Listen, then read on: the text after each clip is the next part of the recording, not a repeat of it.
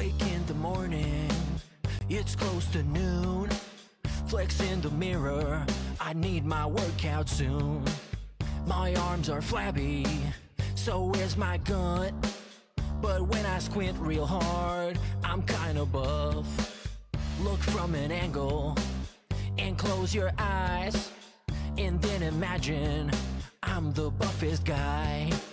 Pass me the pretzel, I don't need pills. I don't have tits, that's just a normal manly build. I'm fitness Phil.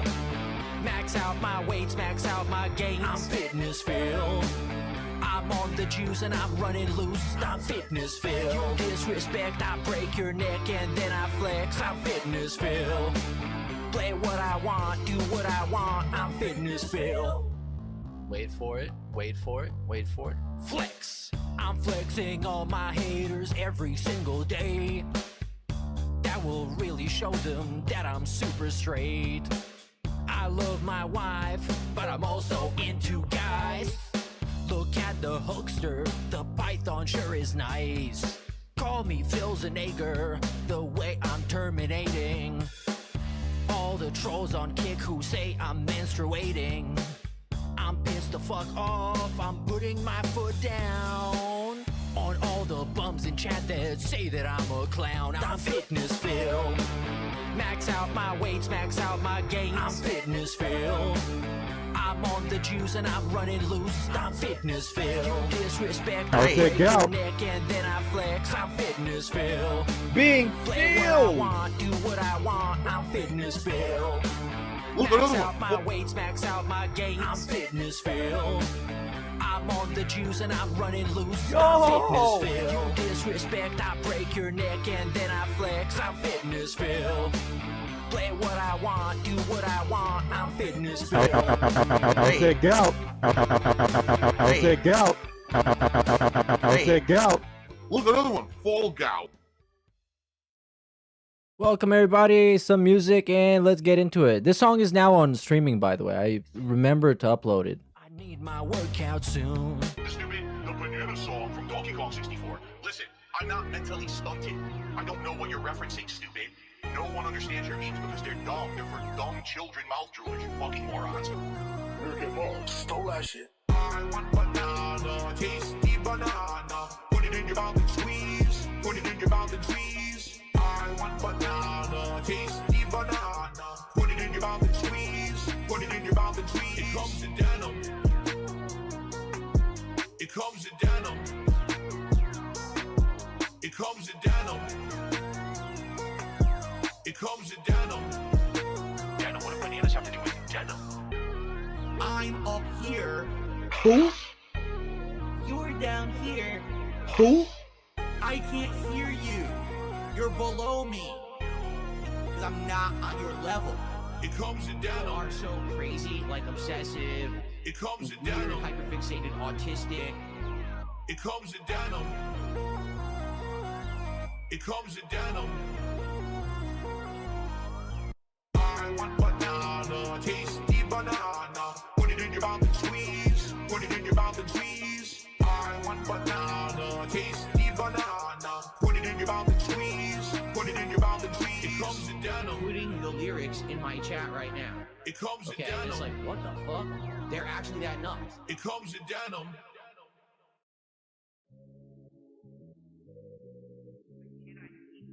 A lot or a bunch of red meat or shellfish because I have gout. Gout is a disease that makes my acid levels much higher than most people's. And so if I eat certain foods, my acid level elevates, skyrockets, and then I get all giant swelling and incredible pain in my joint. Hey. Gout. Little gin, little door, that shrimp make the gout hot. I can feel it in my toes, let's go, it's the gout walk. Stomach cold, so froze, you know I got the gout rocks. Take a 20-minute break, I'ma hit him with a gout walk. Sushi day, I'ma tear it up. Oh shit, here comes another flare up. DoorDash me a little aloe vera, a bowl of penne and a side of marinara. I could introduce you to the gout. Fatty foods every time when I go out. Bitch, I'm too fast, so I pass out. Where the cherry juice at? Need a glass now. Gout. Gotta go and see the dog. like a couple blocks. Hold up, another $100 shot. Now I'ma hit him with a walk. Hey, what? Gal walk. Little gin, little door, that swim, make the gal hot. I can feel it in my toes, let's go, it's the gal walk. Stomach cold, so froze, you know I got the gout rocks. Take a 20-minute break, I'ma hit him with a gout walk. Little gin, little door, that shrimp, make the gout hot. I can feel it in my toes, let's go, it's the gout walk. Stomach cold, so froze, you know I got the gout rocks. Take a 20-minute break, I'ma hit him with a gout walk. In medical school, we learned that gout is the king's disease. Of course, bounties are for fun, little girl. Again, I can't make anyone do anything. This is not. Big ups Infamous KS for the 50 bits. Says, how's that gout? How's that gout?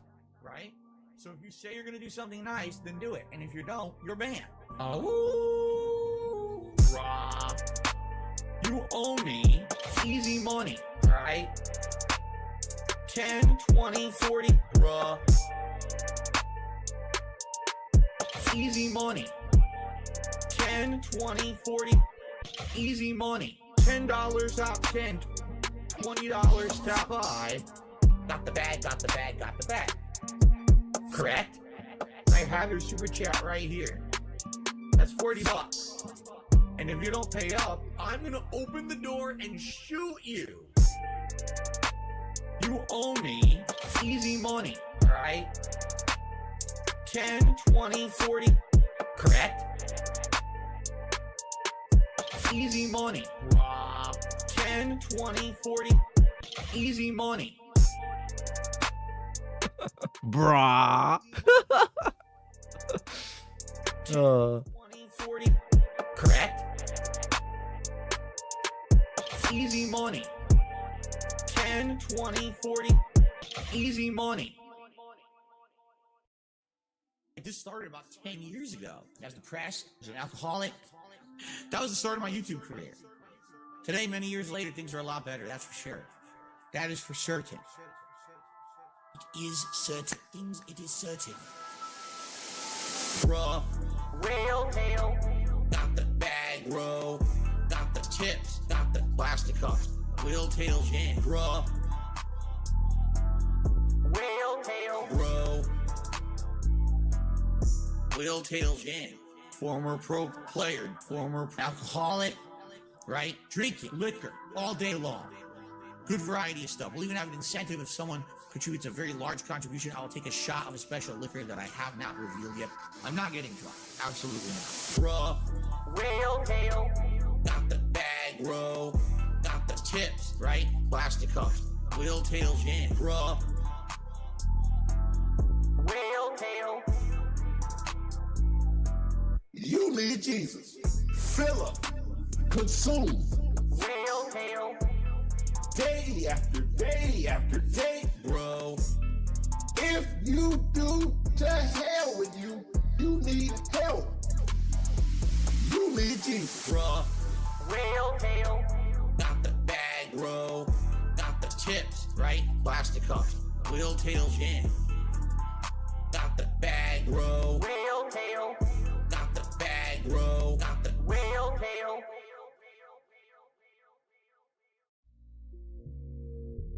Do a begathon where tip me and do this and do that. We're not doing that. It's business as usual here on DSP Gaming. We play games, we have fun. If you guys like it, you support it. Meerkat Mom. The week is going slow. Tough through it. So how are you doing? This is how I'm doing. Tips very low now. But I've noticed tips very low right now. The week is going slow.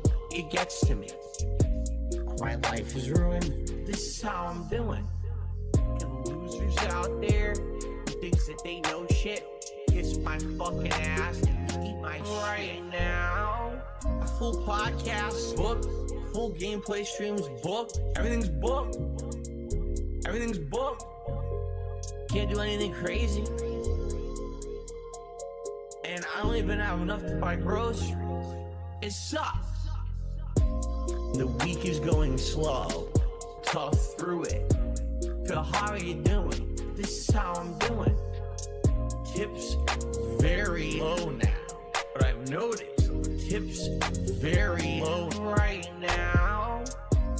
The week is going slow. It gets to me. My life is ruined. This is how I'm doing. And losers out there who thinks that they know shit, kiss my fucking ass and eat my right now. Phil, how are you doing? This is how I'm doing. How's that gout? Phil, how are you doing? This is how I'm doing. How's that gout? Phil, how are you doing? This is how I'm doing. Phil, how are you doing? This is how I'm doing. Ladies and gentlemen! Hello, everybody. Let's get into it. Let's stop this! Welcome to the Level 1 Morning Show. What's up, everybody? It's been a week, probably, or something.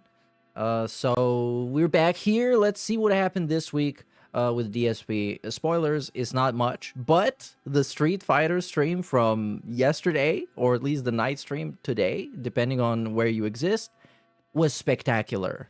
He dropped under 1500, which is technically is not a master anymore. He cried. He alt F4 a guy for the second time in like a week. Crazy.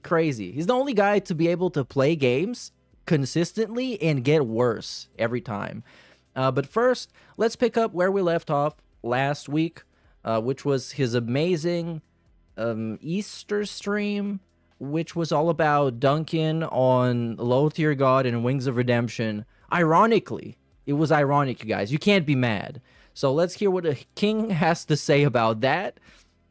And then we're going to see what something else is going to happen. Maybe. I don't know. We're going to watch him rage quit Street Fighter. This is probably not going to be a very long stream. Unless I decide to watch something else. But I don't know. I've been busy this week. I've been tired.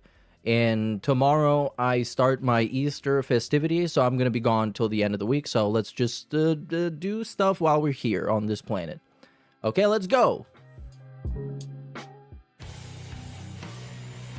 Hear ye, hear ye. Let all hear the voice of the king on this 2nd of... Oh, it's the 2nd of April. Oh, okay. What's up, everyone? We're back to normal. Welcome to the DSP Morning Show here on... We're going to watch him explain what the hell that was that we saw on hello. On Easter. And I hope that you're allegedly all, ready to chill. Yes, that's right. Yesterday was pretty wild, wasn't it? And no one was expecting that. I'm glad that I did not basically give anything away about what I was going to do on this channel yesterday. It took the internet by surprise. It seems like, in general, it went down really well. It took the internet by surprise. Come on. Yesterday, and we're like, oh, what is this? This isn't what I'm usually here for. I hear ya. That's why it was April Fool's. No worries. Today we are back to normal. We're back to the normal gaming schedule. Good stuff, chill vibes, great interaction. And he's actually pretending like nothing happened, like it was an actual gimmick, like it was a joke and everybody was in on the joke. So if you don't know what I'm talking about, DSP for Easter, you know, that family holiday that people usually hang out with their families and enjoy in a festive environment. Well, he decided to take shots at other bums on the internet and talk about how much better than them he is and make it like weirdly personal and super cringe. And people, I guess, kind of maybe expected that, or at least a little bit. So it was really bad. He did that the whole day. Like he was, quote unquote, in character the whole day. It was super embarrassing. And he pretended that he was doing it as a joke, a character type of thing. Like, you know, method acting or maybe just a comedy bit that went on for the whole day. But in reality, he just wanted to say what was hurting him and how those guys essentially pissed him off and how much cooler than them he is. Because, you know, people all the time compare him to Wings of Redemption, Low Tier God, because they're all bums in a variety of different ways. And people are right when they compare him because they are all bums in a variety of different ways, and DSP is one of them. but he really needed to let you know how much cooler he is than all of them. So he hid behind April Fools. Yes, he actually did that. So this is his explanation of this. Big ups to Ryan for the 5. I'm early for once only because of this cough. Won't allow me to sleep past 1 a.m. Yeah, that shit sucks, man. I hope you get better soon. Well, we're going to be here on demand, even if you can't make it live. So this video will probably exist on some platform somewhere. So don't worry. If you can go to bed, probably do. And leave this in the background, so when he rage quits Street Fighter, he's going to wake you up and you're going to be really pissed because he's going to be super annoying. Like yesterday, from the clips that I've seen, was the most tilted I've ever seen him in fighting games. I know this kind of sounds like clickbait because like, whoa, it's the worst thing ever. It actually fucking was. Ahead today. I actually jumped into the stream quickly, so we don't have a lot of viewership right now, but that's the point of the DSP morning show, is to build up attendance, have some chill conversation, get people excited for what's going to happen on said stream. So, good morning, everyone. How are you all doing? Today is Thursday, the 2nd of April, 2026, the day after my ginormous April Fool's special, and I hope that you're all doing well. As you can see, I actually did update the backdrop a little bit. Not huge update, but what I did is I changed the panels out from the black to the blue again. We've got the return. Oh my god, he changed the panels, you guys. Look at all these upgrades and updates. It's a little interesting. Oh, the one thing I'm not going to talk about is his birthday, because it was just an annoying, like, money counting stream, and then he was glazing Asmongold a bunch, so that shit's fucking trash, and it's not interesting to me. And we're going to talk about it on TBS today in about, like, 6.5 hours. So, yeah, that's what it is. He had a birthday stream, he made, like, $2 grand, and it was the best thing ever, because Asmongold said so. Yesterday, for the April Fool's special, I actually took this hand and I turned it into a middle finger. And oh my god. Talked about it. I thought for sure at some point during the day, someone would be like, is that thing flipping the bird? But no one did. No one said. Yeah, I mean, there was more interesting stuff to talk about, such as Darkside Phil's mental health struggles. Just couldn't see it well enough in the background. I'm not sure. Or maybe the fact that I was acting a fool all day actually was so distracting. He was acting a fool. Actually noticed. But there you have it. Oh, he's so annoyed when he thinks that he did something and then no one notices. He's so annoyed. It pisses him off so much every time. Thumbs up. Because he thinks this is something really cool. Oh my god, it was like the fucking... real account there. The middle finger, you guys. He's badass. How you doing? This 44-year-old man is badass. We're going to get some visits from Badass Phil. Wings detractors today for good reason. Oh, because he likes them now. He loves the Dale detractors now. Yesterday was not something that I would normally do. As you all know, it was totally outside of anything that, to be frank, I would want to do full time. You know, to do it full time for April Fool's Day and to be silly about it, I think people really enjoyed. But it's not really a one-off. At this point, it's like a 16 off. He did the nuclear stream. He did like random let's check up on low tier god streams. And it's not even like in the way like Kino Casino makes fun of him or many other people make fun of him. I would say myself included in this, where it's like lampooning on the guy and trying to be entertaining. His shit was just about, well, this guy sucks, but also I am so much better in these exact same ways. So it's like just super like self-serving, egocentric content that was boring. It was just boring. That these guys who make clips about LTG and Wings are going to feast upon that for a bit and have some content out of it, which I'm totally okay with. That's how the internet works, right? It's all a cyclical process and we all kind of feed off each other. And he's okay with it unless it's about himself. If it's about himself, you're taking everything out of context and you're lying about him and you're being fake as fuck. But if it's about if it's about anybody else and he gets to participate, is the best thing ever. It caught everyone totally off guard every night at Dale's. No, I didn't want anyone to suspect that I was even going to do anything for April Fool's, so I hid the fact that I was doing anything by saying it was going to be like a spring special and an Easter special. Oh my god, he hit it so well. What the hell is that? Because I remember everybody was talking about, oh, what is this weird DSP shit going to be? And the common consensus was, oh yeah, it's going to be some cringe shit. And it ended up being some cringe shit. So I guess people kind of guessed. The best thing he could have done is subvert everybody's expectations and have a good stream for once, where he didn't beg for money and it wasn't about dunking on some fucking random asshole. What is a spring or Easter special? And people were asking like a day or two before, and I just ignored the questions and never addressed it, so no one would know that I was going to do something silly yesterday. But yeah, today we're definitely That was something silly, all right. to the regular He's a silly filly. vein of things here. We're gonna have chill vibes and good gameplay, but I'm totally okay with talking about yesterday. If anyone wants to chat about it, ask me questions about it, it's fine. Seriously.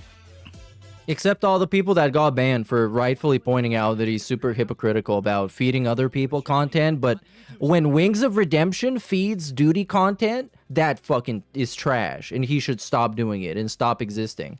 When dudes that Wings of Redemption hang out with and play like Call of Duty and they talk shit about DSP, that should stop. And they're hurting Jordy, because Phil cares about Jordy so much. This morning, we got Tom, Shane. Oh no, we're skipping this. Interesting. And more. Ray, how are you doing? Virtual Boy defeats DSP. Here's the deal. He goes, remember, the next time a creator comes after you, you can hide behind it being a joke, but it was hypocritical. Dude, It was. I want you to understand something. Allow me to Oh, he had this rehearsed. This promo was loading. He was waiting for the cue. one time elaborate on it, because I don't want to talk about it all day, okay? It doesn't matter what I say. It doesn't matter what I do. It doesn't matter how I act. It doesn't matter if I make a mistake or if I do something funny and great. It doesn't matter if I act well or if I misbehave. It literally does, though. If I misbehave. What are you, 12? People clown on it, okay? No matter what DSP does, it's never good enough, okay? Therefore, if I choose to do something, I can fucking do it, all right? Sure. A whole day of this kind of content, I'll do it. If I choose to never do it again, I can also do that. I'm the master of my own destiny. It doesn't matter. No matter what I do, everyone's going to say it's wrong anyway, so I don't give a shit. But how are you the master of your own destiny when you can't control anything about what people say about you or anything? Because you're going to do anything and people are going to shit on it. So you're not the master of your own destiny. You're quite literally dependent on literally anonymous random people on the internet to give him money so he can exist. How is that the master of anything? He is one health emergency away from streaming from a hospital fucking bedroom and crying. Actual crying. Okay? The master of his own destiny. Hypocritical. No. What's hypocritical is that the entire internet can dunk on me. Yeah. Then if I ever tried to dunk back, that's not allowed. Actually, it's Oh, that is allowed, but it's hypocritical and it's cringe because you're dunking on him for the same shit that you do. That's kind of the thing. the opposite. Because you all dunk on me, I can dunk on any one of you at any point. No, but that's not how it works. Because there's the concept of the right message sent by the wrong messenger. And DSP is pretty much 9 times out of 10 the wrong messenger. For any reason, and you'll like it. You'll like it. The internet does like it. They're in They do? in droves. I've heard people coming by and saying, wow, I can't believe that he did that. That was something different, unexpected, and it actually was very entertaining. Who said that? I feel like doing it. Oh, the Dale trolls, yeah. Shit, if you don't like it. The thing is, I don't want to do it all the time. Maybe once in a blue moon for variety or just to do something different or for an April Fool's prank or whatever you want to say. I have the right to do what everyone else does to me. And if you don't like that, tough shit. I don't care about your opinion. You're irrelevant. All right? You obviously care. I mean, you had this whole rehearsed promo. Like, the one thing that's missing is, like, the applause. Oh my god, what a huge pop. What a huge pop. The crowd is loving Phil. He's gonna headline WrestleMania in Seth Rollins' corner. Period. I've been around. I did my dues, dude. 18 years. He did his doo-doos, you 14 guys. years getting dunked on. I can do whatever the fuck I want. He can do whatever the fuck he wants. Okay. I don't think anyone is trying to do something about it. They're just saying it's lame and it's cringe. Because this is the guy that tells you every day how mature he is and how awesome his life is and how he doesn't need drama. And now he's like, well, sometimes I need drama because the internet's going to like it. And I also get to channel my own insecurities on people that I think are lesser than me. In many cases, they are lesser than him. But I mean, he's comparing himself to fucking low-tier god, the fucking child support dodger, in Wings of Redemption, the wife beater. So if you're going to compare yourself, at least aim higher. Please compare yourself to, like, Justin Wong. You're better than him at Street Fighter Super Spurgo, right? We're talking about today. Come on. What's the word on the street? Today we're doing a normal. What's the day. word on the street? For the record, it's going to be Pokemon Fire Red, which is going to What are they saying on the block? fun today. Lots Okay. of activity, lots of engagement. As Hey, big ups, Mr. D. Bleakley for the Prime sub, dude. Pokemon Fire Red do better because it actually slowed down earlier this. Jasper's doing great. Right now, my wife is cleaning the house, and when she vacuums, Awesome. Jasper Kitty freaks out and runs away. He absolutely hates the vacuum. Okay, so he's actually like kind of running around the house right now, hoping that she finishes soon because it freaks him out. Okay. Okay, so here, Glorious Draven in chat, you can see this right here, says, I've only been watching a streamer, your stream for a month or two. I base my opinions from what you said, and you say you don't like detractors. But yesterday, you did what you don't like. And he was really bad at it. That's the thing. He was really fucking bad at dunking on people that are really easy to dunk on. Because again, it wasn't about being entertaining. It wasn't about cracking jokes. It wasn't about the comedy. It was about himself and how he feels insulted that those people would be compared to him. And he's so much fucking better. All right. And he even had to make fun of low-tier God's shitty fucking glasses and say that his glasses are cooler than low-tier God's glasses. Like, we were literally fucking glass watching, man. It was so lame. Again, Glorious Draven, I'm going to reiterate what I just said. I don't know how much better I can put it than this, okay? What's good for the goose is good for the gander, okay? If everyone wants to sit and dunk on me constantly and say DSP's a joke and DSP's a clown and DSP's and this and DSP's that. You are, though. Then if DSP wants to do that right back, he has the fucking right. But no one is saying that he doesn't have the right. It's just lame, because then it's like the joke is making jokes about other jokes. It's like you guys are in the same boat.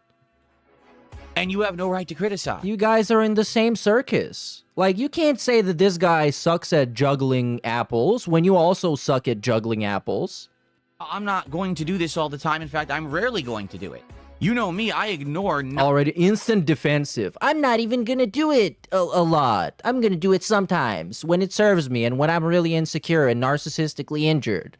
Eat it. Of the bullshit that happens around me. I usually only really address it if someone directly brings it up in chat or if it's affecting my content. Oh, so most of the time, because they bring it up in chat all the time. What do you mean I only address it when somebody brings it up in chat? Like, they don't constantly talk about the fucking drama. There's a reason I can't stream or whatever. Oh, it's such a lame fucking excuse. Outside of that, I don't care what anyone says or does about me. I ignore it all.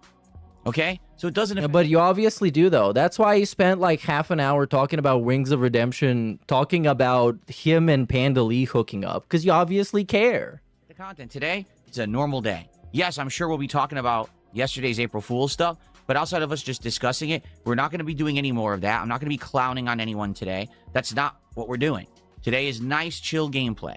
And if that's what you're in for, if that's what you want to relax and have a good time and enjoy games together or whatever, you're in the right place. That's what DSP gaming is all about. That's what it originated, what it was supposed to be, and that's what it is 18 years later. Okay? If you're into internet drama and all of that, this really isn't the right place for it. I mean, since when? Recurrence where something happens like which is a one-off special thing that I didn't even announce. Yet this is not the place for drama until it is, and sometimes it is. And if I get enough shout-outs from somebody that I like, I'm just gonna do drama all the time. There's nothing you can do about it. Just say you're gonna make whatever the fuck content you want and get out of these stupid boundaries that you put yourself in. The stupid boxes that you put yourself in that you don't even stay in. What's the point? Well, and everyone seems to enjoy. Like I said, it's getting clipped. People are making videos about it all over the internet. It's cool. That's what it's. I mean, of course, that's exactly what he wanted to do. Because he was so desperate for some positive coverage from anybody, then he was like, you know what? I'm going to shit on Dale and Wings because they're trolls. They don't even give a fuck about what I say. They're going to clip it and frame it as if I destroyed them because that's what the DSP trolls are going to do anyways. Because everybody is making fun of their own lolcow. And when they're in a fight, their fucking lolcow should be the one losing because they're the bigger loser. That's how it works. Everyone wants to talk. When Wings says something super based about DSP, the fucking clip channels frame it as something super based that destroyed DSP with facts and logic. and then vice versa. That's just gonna happen. Talk about me. Well, I could talk about. And he knew this is exactly the thing that's gonna happen. So for him, it doesn't even matter what he said and how he dissed somebody, because it was in the lamest way possible. What mattered is that they're gonna clip it and say that he did an awesome job, even though those people don't like him either. But he's like the lesser evil, I guess. Whatever I want to. It's only fair. Okay? So, that's that. All right? I'm sorry. There's no valid criticism of it. Because you say, oh, that's hypocritical. Yeah, but you all make fun of me. So, if you say it's okay to make fun of DSP, then it's okay for DSP to make fun of anyone else. But why is DSP making fun of anyone else and hiding behind April fucking Fools? Something that not even like children are doing. He's hiding behind a fake holiday that most people just use to post "I'm gay" on Twitter. And people are like, oh, we got him. We thought he was gay for real, but he's actually not gay. Whoa. There's no other argument. It's good for everyone or it's good for no one. So should absolutely no one ever be doing this kind of crap on the internet, or can everyone do it? No, this is not how anything works. You got to accept it one way or the other. You got to accept it. You're going to eat it. Okay. You're going to have to eat it. And he's like super mad about this because he knows he's a hypocrite. Because he knows. And why I think he knows is that he had to hide behind April Fools. It's so fucking lame. Bono's Tecmo says, these fools will watch you regardless. Don't listen to them complaining. Yesterday, the drama queens were loving it. Oh, I know. I know, and that's the thing. I know how to lean into it. I know how... Oh, he knows, you guys. He's the self-aware lolcow. I'd be good at it. I know I'd be good at it, and I know He'd be good at it because he can nitpick some guy's fucking shitty-ass glasses instead of making fun of him for being a deadbeat father. Oh, he dunked on him so much. Look at the soundproofing. It's not as cool as mine. It's cheaper. Oh, take that, DeLon. Successful at doing it. It just proves the few times that I do it that people are, oh, that was actually pretty good. Yeah, I know. But the thing is, that's not me. As a person, that's not... Oh, so you're fake as fuck. Sure, I'll speak my mind or whatever. But I just want to chill. I just want to... So you couldn't even, like, say it with your chest. It was, like, fake as fuck. Enjoy games together. Okay, Phil. Probably just stop talking at this point. Just stop talking. Go into the drama lake. I can do it, and you know I have the capability of doing it. I think it honestly works better when I don't do it all the time. If I did it every day, it would be tired, boring bullshit. It was tired and boring 10 minutes after it started. Because it's not, like, he actually has no idea how to make fun of somebody. And make it fun and pace himself well. So you don't get fucking stuck in, look at this guy's fucking glasses. Look at his layout. This it's not framed properly. Then it works. His camera is pixelated more than mine. It's about... Oh, eat it. Being balanced. It's about doing it in moderation. So, maybe it'll come back, maybe it won't. All right? Maybe I'll save it for... Also, didn't this same motherfucker said that his wife was crying every time that he does drama shit because she hates him doing drama shit, and she's like, but I mean, she cries all the time for everything. So that might just be a tears of joy, you know? Maybe she's crying out of happiness. Who knows? Right? The thing is... Oh my god, imagine your husband is on the internet comparing himself to fucking Wings of Redemption. That shit is cringe. It's like, yeah, Jordy, I work harder than you. Meanwhile, by the way, you guys, please support the stream. Wow, what a humiliating husband. I mean, based. What a based husband. Mr. Based. Because I basically hugely surprised everyone with that yesterday. Hugely. I mean, you could have jerked off and it would have had the same effect. Matter of fact, it would have been funnier. I've done it now once and it worked, right? So let's see what happens. But no, I'm not going to be doing this stuff often, and I'm good. There you go. Here's a good question. Why not swing at someone like Turkey Tom instead of someone that considers you a friend like Wings? Because he's gonna get eradicated. Because the last time he tried to do that, Turkey Tom made a video about him, shit on him, and got like 500,000 views. That's why. Oh, he's irrelevant. He's irrelevant. Wings of Redemption? Yeah, he's relevant. He's popping off right now. He's going crazy in detractor circles. Who the fuck is Turkey Tom? What has he done? Who is Turkey Tom? There's nothing to talk about there. That's boring. No one gives a fuck about him. What? His drama that he actually, by the way, turned out to be innocent, which is cool. His drama was hype as hell. Everybody was on that bandwagon for like a week straight. And his spiteful girlfriend was going on, like, what was that? The Kiwi Farms Josh podcast, and talking about how spiteful she is and how he's a piece of shit. And then he turned around and was like, nah, that's not true. It comes from talking about other creators who have already talked shit. That's where the drama comes from, not some fucking nobody. That's why. What? Why did you even have to respond to this? This is such a stupid fucking take. You should have just shut up about it. Turkey Tom irrelevant. Did the video make like 1 million views already? Let's see that. Turkey Tap. Okay. TikTok's creepiest father, the Paul Breach file. Oh my god, I know this guy. This guy is so fucking cringe. I wouldn't be surprised if he's some weird sex pest. Well, here it is. Mr. Irrelevant here. 956K for 10 days. Mr. Irrelevant.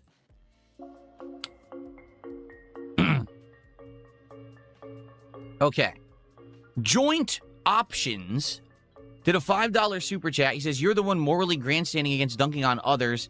I mean, literally. Correct. I am grandstanding, and I still am, and I will be. Okay, let me make this abundantly clear. Okay. No, shut up, bro. Shut up. Stop defending yourself. Just take the L. Just say that it was cringe and you did it because you were, like, I don't know, insecure. Just play victim. This guy would play victim anytime except whenever he asked to play victim. I feel that people that all they do on the internet is dunk on others. They think they're better than everyone. They morally grandstand. They say, I'm better and smarter than you, and let me now felt you. No, but, this is just about Triple P. It's literally just about Triple P. Let me criticize you, or let me dunk on you, and this is their content. That's non-tent. Yeah, but, again, he doesn't get the fundamental... Like, the fundamental concept of this kind of lampooning content is that it's not about you being better than the guy you're making fun of. That's supposed to be, like, implicit. It's supposed to be implicit. You're not supposed to talk about it. You're just supposed to make some joke and try and be as entertaining as possible and comment on the situation. That's literally it. And he didn't try to do that. Instead, it was, look at your fucking glasses, DeLon. My glasses are cooler. And when I wear glasses, I wear them nicer than when you wear glasses, because I'm nicer than you. Literally, that's the point I was making yesterday, but people aren't smart enough to figure it out. Oh, yeah. They weren't smart enough to understand that that was another 4D chess move by the king. Saying, I'm the king, and here's my royal edict, and I judge you in the court. It was a joke. It was me emphasizing how dumb that content is that these people make every day. Most of the people who do that shit every day are the biggest fucking lol cows on the planet. Fuck. Like, how? How? Explain that. You can't just pull the no you. I mean, think about some of the things that they have done. Okay. Showing off their body parts. And shit like that. Like, okay. What? Showing off their body parts? I mean, Phil, we had a literal fucking goal for this guy to show you his underwear and socks. And in the April Fool stream, he wanted to show you his fucking abs. Legit, like, unironically, that was a goal. For $750, he would show you his fucking gunt. His pork belly. You know, I don't do that stuff. He doesn't do that stuff. And I know he's talking about Triple P showing his fucking butthole, which apparently happened. Thankfully, I haven't seen it, but it's probably beautiful. But again, like, you can make fun of him for that, but he's the type of guy where even if you hurt him, he wouldn't let you know. He wouldn't show it. So it's not fun. And this guy, you can tell him that his arms are skinny and he's going to start flexing in the camera, which tells you instantly he's super insecure, and he tells you exactly how you can keep trolling him. And that's exactly what people do. That I have to live with. Not intentional things I did because I'm a fucking moron. All right? They're worse than me, yet they think that they're better than everyone. Again, so molested by Triple P, so molested, that even when he gives you like a random example of people that you're not supposed to know who they are, it's obvious he's talking about him. And he has nothing to do with this whole situation at all. You know, I don't think that that's good content whatsoever. All right? Also, Darkside Phil himself admitted that he is boring at doing drama content, because if you refer to the DMs to Triple P, He apologized for being boring on Kino Casino. I think that was the last time they had him on. The very last time he was on Kino Casino. He apologized and said, I'm really sorry for being boring on the October show. Yesterday, I did 1 day of it. I got it off my chest. It's like I said yesterday. Oh, you got it off your chest? So it was something, you had like some pent up weird insecurity crisis that you had to get off your chest? Why don't you go see a therapist? Why don't you rant about weird people online to your wife? Described it like you have a craving for the McDonald's cheeseburger. Now you know that the burger isn't good for you. You know that ultimately you're going to feel like crap after you're done eating it.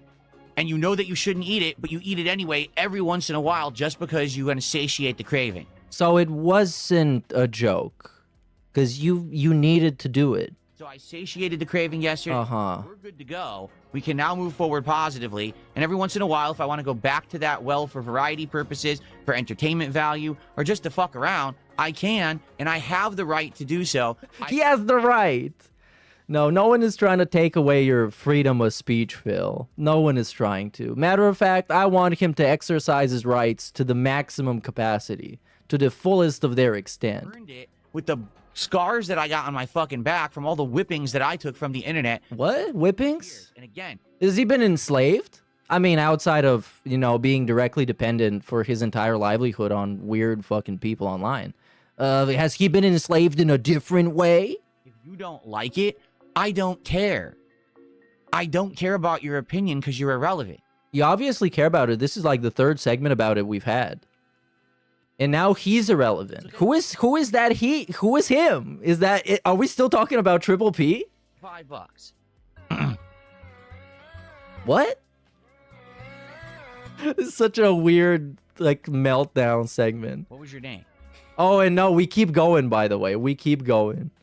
Someone tipped a buck and says, 100% after all these years of slander, you should be allowed to detract just for a day. It's only fair that you get a slice. It should be allowed? Somebody's trying to, like, not allow him to do that? Fair. Your criticisms were observational. Oh, the persecution complex.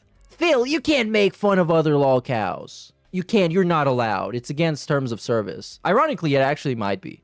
But it's YouTube. I mean, if terms of service mattered, Darkside Phil would be gone a long time ago.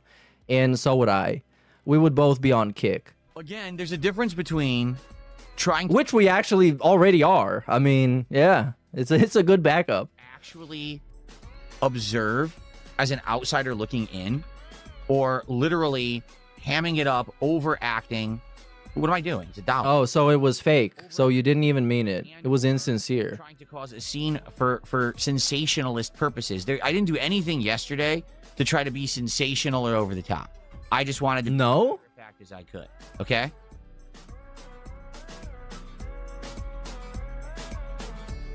That's a weird take. He didn't want to be sensational at all. How do I like Pokemon compared to Dragon Quest 7? Do I like... Apparently. The thing is... I mean, that's what he says. Turn-based games, they are different. Like... Yeah, now we're talking about video games. Come on, man. Come on, man. By the way, he's still playing Crimson Desert. Very intelligent and cool content and insanely based. But he's no longer playing Street Fighter, so yeah. He's talking about playing with his friends, and as he got older... Right now. As you got older, didn't that make you not want to do weird drama streams and make fun of other dudes who are just as bad as you are online and then pretend you're a lot better? I don't know. He's not that old. Come on. And now we're going to build up some more attendance. The building up attendance gimmick is awesome. He's just straight up telling you, I'm going to sit here until enough people tune in. But it's also a paradox because he's sitting here being boring as fuck, waiting for people to come around and watch him. But he's boring as fuck, which makes people go away. So, it's kind of like weird. It's weird. But no, it's not even about building up attendance. It's about wasting some time in the morning without pretending that it's an actual podcast. It's just like fucking around. Actually fucking around. So the birthday I said was trash. I still mean it. It was. And it wasn't fun at all. Outside of... like a couple of moments, I guess. And it was mostly him just being a cashier, collecting money, and giving shout outs. And the worst ever pop-ups playing. Like, the pop-ups on the birthday stream were actually fucking dog shit. actually genuinely dog shit. So let's watch him rage quit and be terrible at Street Fighter. So this is from yesterday. Let's go to this one. Like I said, he dropped below 1500 match rating or whatever, match score, whatever that was. Big ups J-Dog Arcade says LTG is actually funny. I have to hand it to him. DSP has maybe made me laugh genuinely once. When he tries to be funny, Low Tier God is a pretty funny guy, which I hate to admit because I don't like him. But you gotta give credit where it's due. Otherwise, you're just hating. And when you're just blindly hating, it's lame and it's cringe. And nobody wants your opinion. So yeah, I do agree. In DSP, maybe he made me laugh during the Colonel Sanders stream. When he was role-playing as Colonel Sanders for Halloween, there was probably like 2 jokes in there that genuinely got a chuckle out of me. Which I need to give it to him. But outside of that, he makes me laugh a lot more in segments like this. Attack.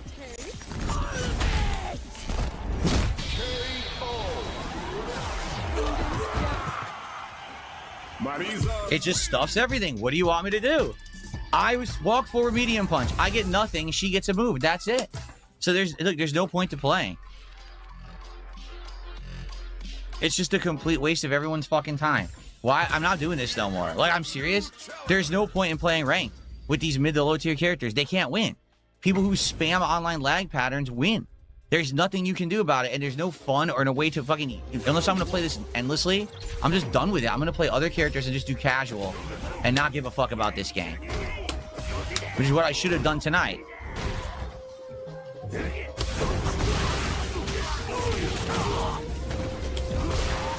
Yeah, the cope is insane.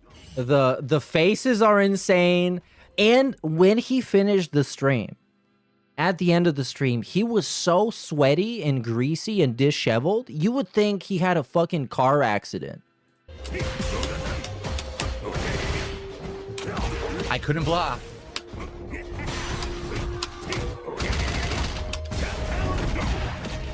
Look at him. He's on 1506 MR.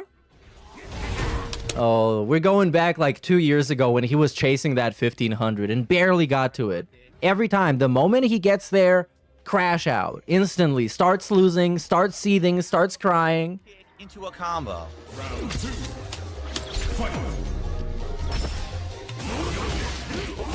Why did my drive rush not come out?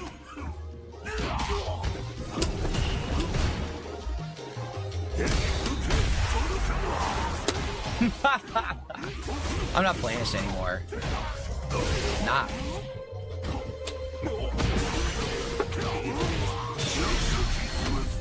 There's no point to playing this game anymore.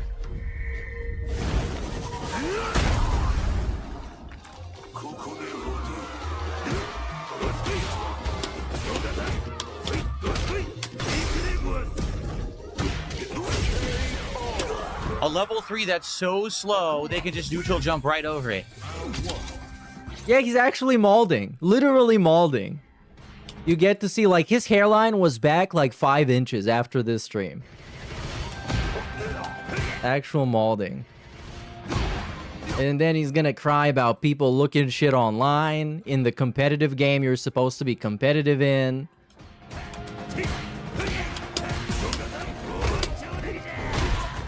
Actual garbage.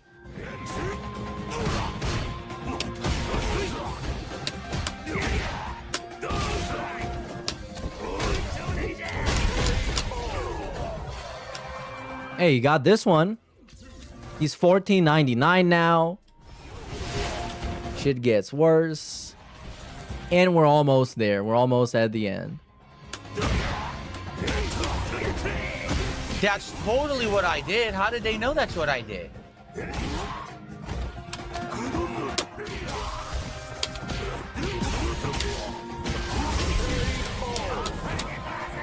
He's crashing out. That turned into an EX I never did. Oh, and now he's not even like salty. He's just defeated. It's the type of shit like you would expect a League of Legends player to react like this.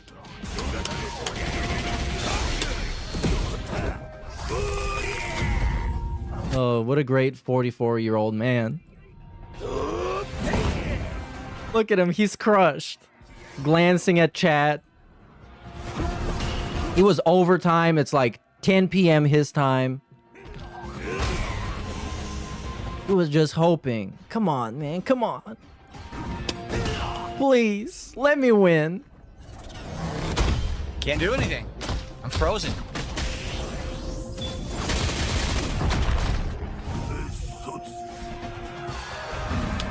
Huh? I jumped out of its way.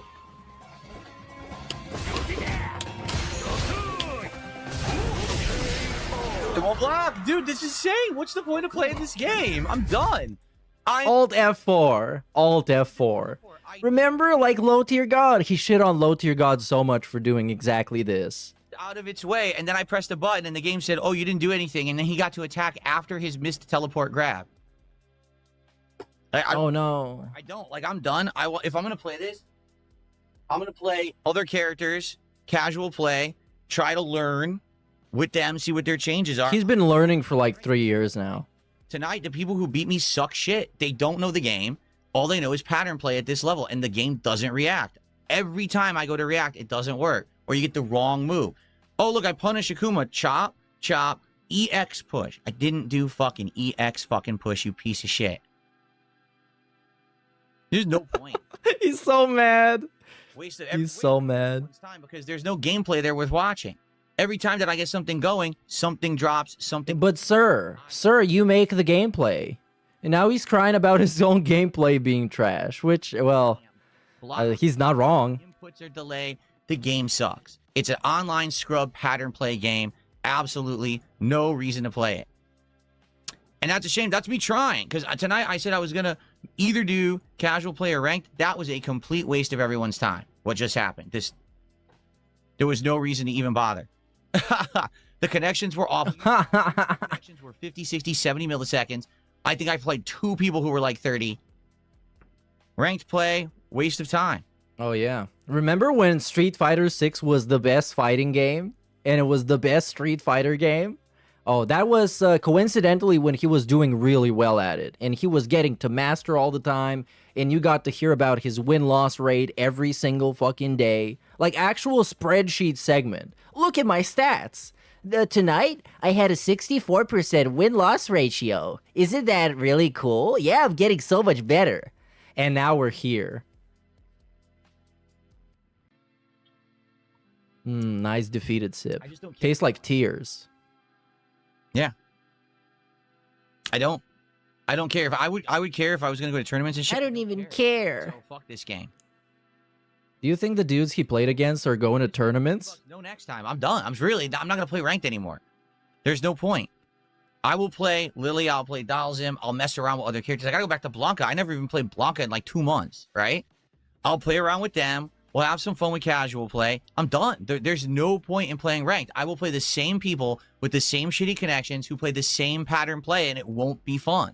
We won't see any variety. We won't see anyone who's competent at the game. All you'll see is the same ad nauseum, oh, look, I got away with it because the game lags bullshit. And that's not worthy of anyone's time. And quite honestly, I would like to play classic fighters again. I just don't know if it's viable. I tried it on my birthday, and the only people we could play in half the games were people who bought it just to play me. They really did? They did that? Yeah. I'm just tired. I feel like I just played... They bought the game just to play Phil. I learned absolutely nothing. Let me guess, they also beat him. By a piece of shit that plays like garbage online. No, he got cheated. He got cheated. I tried my best. I don't know what else I'm supposed to do. I really don't. Be better at the game. Bro, he spent so much of his life playing this game and games that play exactly like it, and he's barely holding up above 1500. Well, in this case, not even that. He dropped below. The controller. I'm not. Maybe you should buy another fight stick. Maybe it's the wrist rest. Have you tried mouse and keyboard, Phil? Can you try the accessibility controls, maybe? There's an accessibility stick somewhere for people that are disabled. We can try this. Crazy. I just don't have fun. You can try lag switch. It's not fun. Just buy something that costs like $500 and try with that. You got the Rolls Royce of fight sticks. How about you get the fucking fighter jet of fight sticks? Done with it. Done with it. I want to have fun again. If I'm gonna stream games, I want to have fun with them. And I want to have fun again. Let's see what we got on his desktop, by the way. I want to have fun again. If I'm gonna stream games, I want to I have. want to go back to having fun. What do we got here? New studio setup pics. We got YouTube views down. See something? Nice that he has he's got a folder with screenshots of how terrible his views are. We got Minecraft chat exports. Oh yeah, that's the DMs.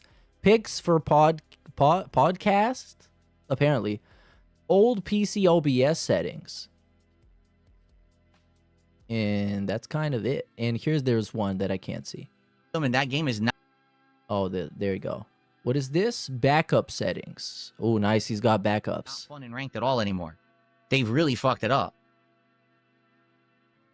The most fucking unsatisfying experience possible in ranked. So, all right, guys, I'm out of here. All right, tomorrow we're going to try 2 new games. Of course, I got to get my PlayStation working tomorrow morning. I'm going to have to probably do a whole bunch of updates and shit because I haven't had the PlayStation up and running in 100 years. What do you mean you're going to do updates? For the console that updates itself automatically? You just need to turn it on, Phil. But tomorrow it's the Invincible versus open beta, which I don't know how that's going to go. Oh, that's going to go great. Especially after this stream. And, at least he's going to play against some people who have no idea how that game plays. Because this is the first time I hear its existence, so...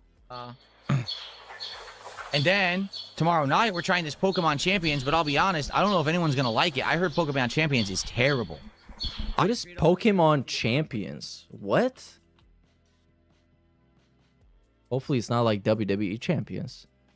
Oh, it's a battle-focused game. Will feature similar mechanics such as Pokemon types, abilities, and moves, creating an environment conducive to rich and varied something else.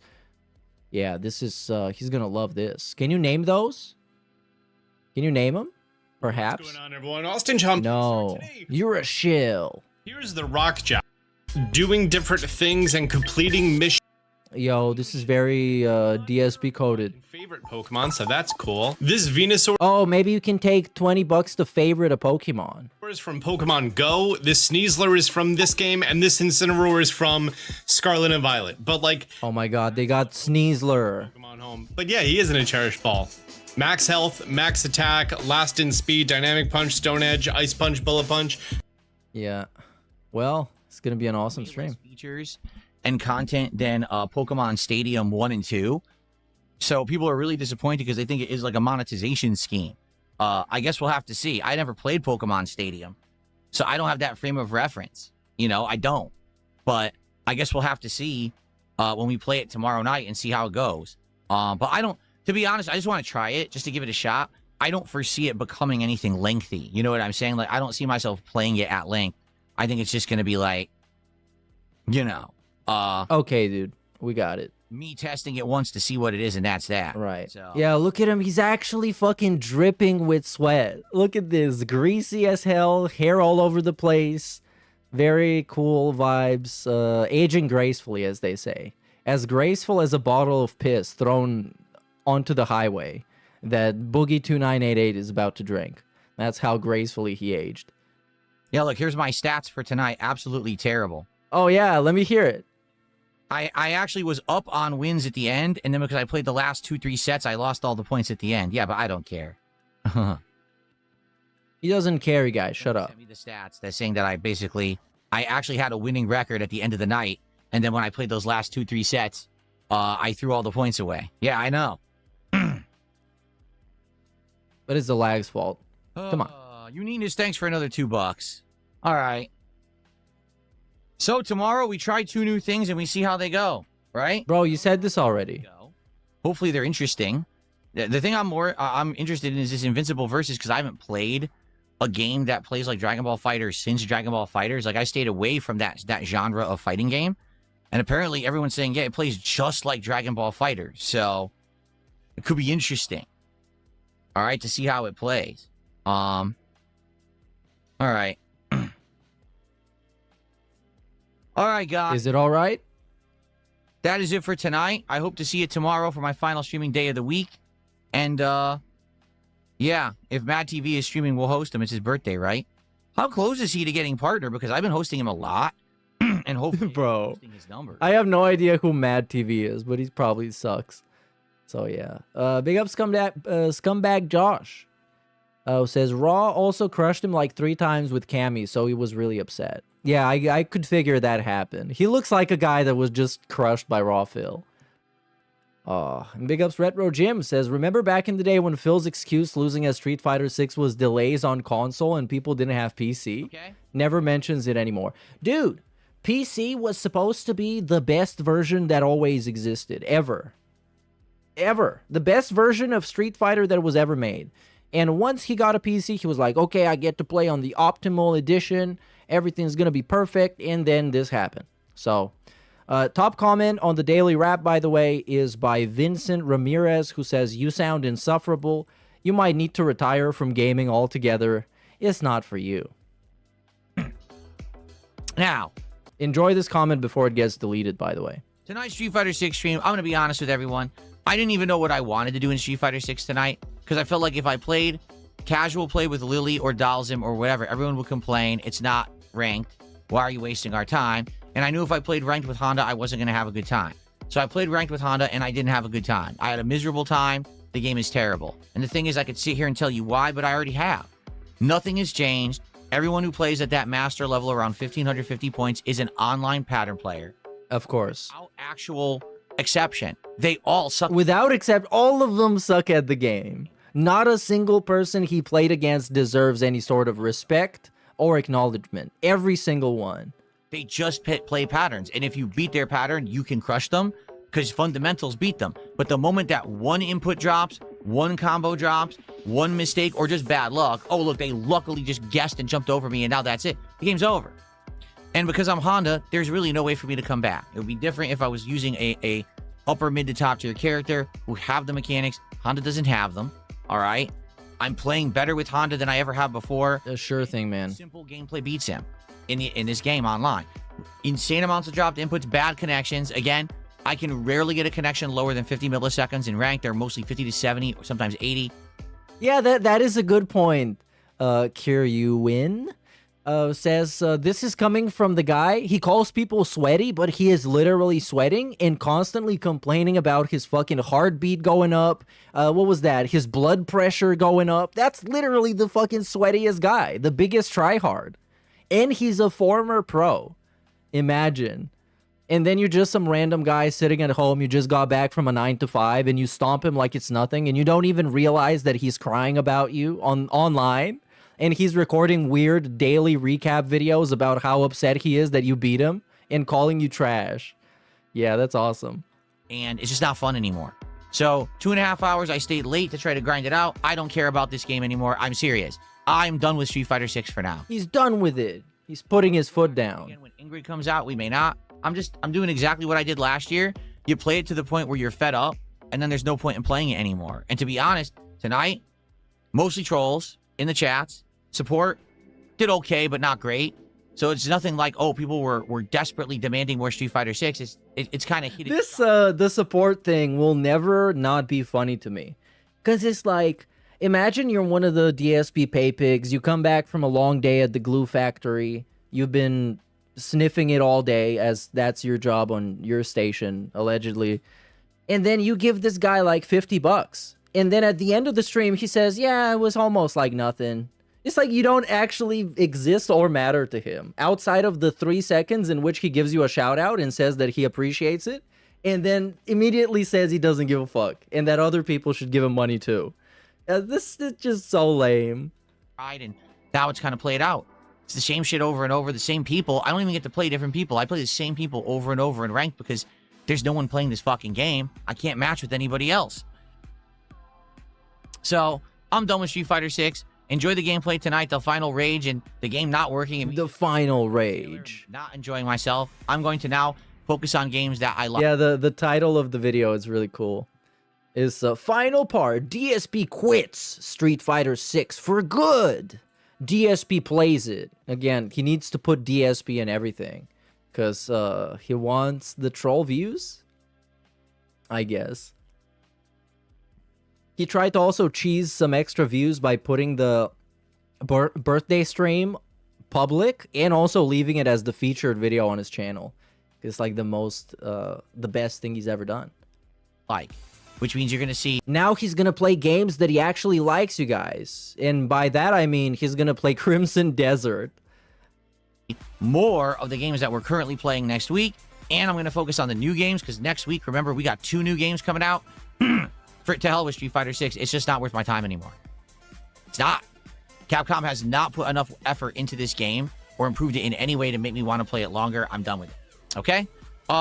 So tomorrow, final streaming day of the week, because remember, I'm off both Friday and Saturday this week. Tomorrow there will be a morning show, not a podcast, because I want to play the maximum amount of the Invincible Versus Open Beta, which is on PlayStation. I'll be playing that on the first stream tomorrow. And then tomorrow night, Pokemon Champions on Switch too. So we're trying out 2 completely different kinds of games tomorrow. Hope you'll come and join me for the variety, the fun, and a solid end to this week. Okay? Everyone, thank you. Have a good night. See you tomorrow. Yeah, you're welcome. You're definitely welcome. Yeah.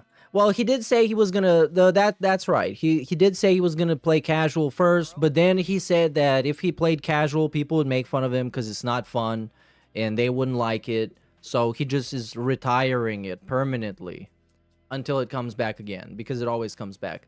It's kind of his comfort game in that it's the only game that he actually feels confident in playing, but also simultaneously he's trash and he cries a bunch. So I don't even know. I guess his comfort game should be that VCR shop game, the Blockbuster Simulator game. So this is pretty much the interesting stuff that happened this week, or at least the stuff that's interesting to me. We have a shit ton of small things, but we're just going to do that on TBS today because it's like 30 seconds to a minute long stuff. And I would rather talk to other people about it and comment on it together. There's also some other moments from the Street Fighter thing, but it's nothing all that crazy. This was interesting to me. Let me see what we got here. Okay, we're going to leave that for later, too. So, what I wanted to do is watch that weird wrestling commentary thing that he did with some other guy, but I forgot what that was called. So, that was DSP. It wasn't What Culture Wrestling. Who was it, you guys? Who was it? I forgot. Please help me out. Some guy that invited DSP on to talk about wrestling on his show. I've never seen like a moment of that. So I figure let's just watch that real quick, and that's going to be it for today. Cultaholic podcast. Thank you. And this is it? No? Hold on. What am I missing? I guess, well, this is a clip of it. This is the TBS of it. Cultaholic podcast with DSP. Oh, is this an actual podcast on iTunes? Okay, so DSP Gaming. I'll find it eventually. No, it has to be this. They can't have taken it down. That's not what they do. DSP. Dark Side Phil. Dark Side Phil. No, don't tell me they deleted it. No. Then we can watch the TBS of this, because I haven't seen this, and I wasn't there for it. Or, I'll find it. I'll fucking find it. And if not that, maybe we can watch the Tolomeo one, because that's fucking great. Cultaholic DSP. For fuck's sake. It would be really funny if they deleted it, but I figured, oh, here it is. Dig 210. Here it is. I guess maybe we can just listen to it, because it's just an audio thing. Thanks for downloading this Cultaholic audio. It's on Spotify. You can watch the video Dig. and be part of a future episode at patreon.com/ Oh, is it a Patreon thing? But it's not a Patreon thing. It's literally on Spotify, like publicly. Okay, well, at least I found it. what you're doing with WWE champions. And that was the dumbest possible thing I could have done, because what happens is when you make one lie, And again, they talk about WWE champions. web of lies, and you can't really lie any further. You've kind of talked yourself into a corner.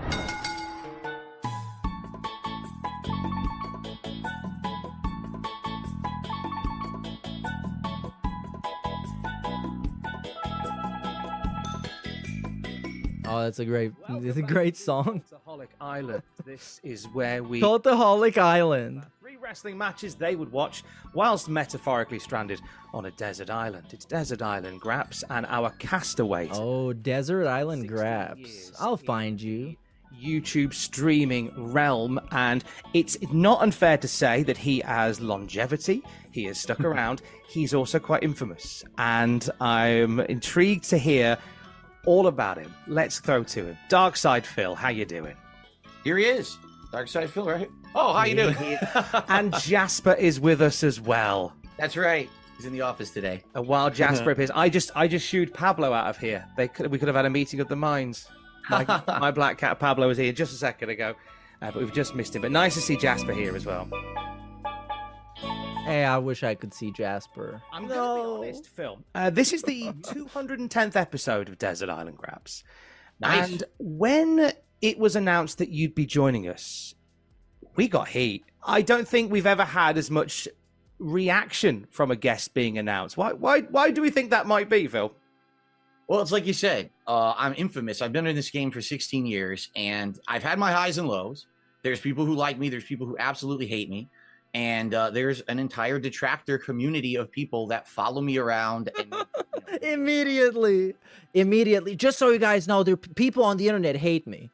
People on the internet hate me, just so you know. If I get involved in anything, they got to jump on that. They've got to get their big circle, after whoever the heck wants to get involved with me. Recently, in the last couple of months, I've actually had a bit of a resurgence on YouTube because I started branching out and doing collabs with other people. And now... With who? There's different communities buzzing about it. It's not just the detractors anymore. There's some good, there's some bad. And yeah, Kino Casino, right? But yeah, people see me as a polarizing figure.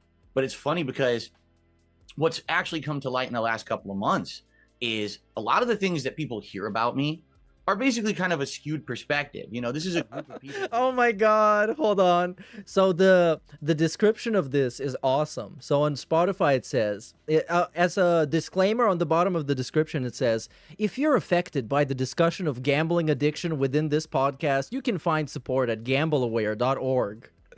It's a very lighthearted and chill podcast when they need to give you this disclaimer.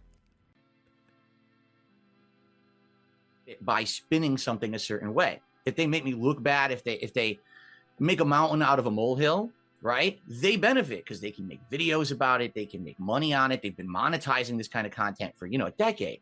So the truth of the matter is, I don't necessarily think that half the stuff that's said about me or causes the infamy is really true, but I've learned to roll with it, I have to, or else how else am I going to exist in this internet space? You can't stop people from talking junk about you. So, but anyway, yeah, I have this, some people call it the Black Cloud. Some people just call it a group of cultish, crazy people. Who calls it the Black Cloud? That sounds like a wrestling faction. That's so fucking cool. It sounds like a faction in AEW. Oh my God, look, it's the Black Cloud with Don Callis. I can't believe this. Oh my God, it's the Black Cloud. Me appearing on your show was going to cause some kind of a stir. And it certainly has. And I am really keen to hear your side of things, and I'm keen to hear what makes you tick. And because obviously we're on a wrestling channel, and this is Cultaholic Island, we want to know what 3 wrestling matches that you'd watch whilst you're metaphorically stranded here, Phil. So we're going to go through them throughout our time today. What would you like your first one to be? The first match, it's funny, last night I watched all 3 of these to refresh myself on them because I really wanted to pick matches that I remember really well as being memorable for me. I grew up in the 1980s watching pro wrestling, first with my godfather and then with my own father. And that was the era of Hulk Hogan and Roddy Piper and Macho Man and Andre the Giant. And the one match that I want to start with that really stands out to me was the unification title match between Hulk Hogan and the Ultimate Warrior at WrestleMania 6, I believe, where Hogan currently was, the WWF World Champion and Ultimate Warrior was the Intercontinental Champion. And to see these two guys collide in the ring for the title where you knew someone was going to walk away with all the gold was like this momentous thing. And the way that the match went was so unexpected for people who were like Hulk Hogan fans, because no one thought that it was going to go that way. And I remember as a kid watching this match, and I had friends who were wrestling fans as well in school. And one of my friends was like the most hardcore Ultimate Warrior fan, right? He had like an Ultimate Warrior jacket and Ultimate Warrior backpack that he came to school with. And I liked Hulk Hogan. So I was like, dude, Ultimate Warrior sucks, you know? And we had this rivalry back and forth talking about this match. And I thought the entire time, of course, Hulk Hogan's going to go over. He never does the job, right? He's going to win this match. He's going to continue on, cement himself as the greatest pro wrestler of all time. But that match completely shocked me when it happened. I still remember to this day, I was on my feet jumping around my living room like this, watching on TV, so excited because it went such a wacky way. And I actually remember at the end of the match when it ends, and it's that shocking ending where Hogan does the big boo. He goes for the leg drop. He misses. Warrior body splashes him. 1, 2, 3. It's like, wait, what? And I thought as a kid, I'm like, no, something's going to happen, right? Someone's going to run in and say, no, that doesn't count. There's going to be, but no, they just ended it. That was it. Hogan hands the title over. That's the end of the pay-per-view. You're like, whoa, what just happened? You know? And it just stands out in my mind. I remember up to that point, Hogan almost seemed like unbeatable. And he was definitely going to. Can you talk about jerking off now or some shit? It wasn't the case. This was the era where it was starting to transition out from him always being at the top, at least to some extent, because I remember like a year later, he ran in at WrestleMania and beat Yokozuna for no reason. It made no sense. But yeah, that was a thing that happened. Go back to when you were watching it as a kid. Like you say, you watched some other shows with your godfather or with your mom as well. Right. Where would you have been watching WrestleMania 6 for the first time? Who would you have been with? Where would you have been? Man, that's a good question. Bro, we're not having a member berries segment. My godparents were no member berries. Oh, his affluent. I hate this word. I hate this word now. I've never heard anybody use it more than Dark Side fucking Phil. It's such a weird word. It's affluent. Just say they were wealthy. Fuck's sake. We go over their house and they'd always have the pay-per-view on TV or whatever. Like, okay, let's hear that. We got DSP cousin lore, godfather lore. But I just remember my godfather's the guy who got me into pro wrestling because I had never seen it before. And then we were over there for like a holiday, and he was like a hardcore love WWF. So he's watching it, and everyone's coming in the living room like, what the heck is this? Like, I've never seen this before. And I got like addicted to it because these are like larger than Of course he got addicted to it. Right? This guy gets addicted to everything. He should be chained up in some basement.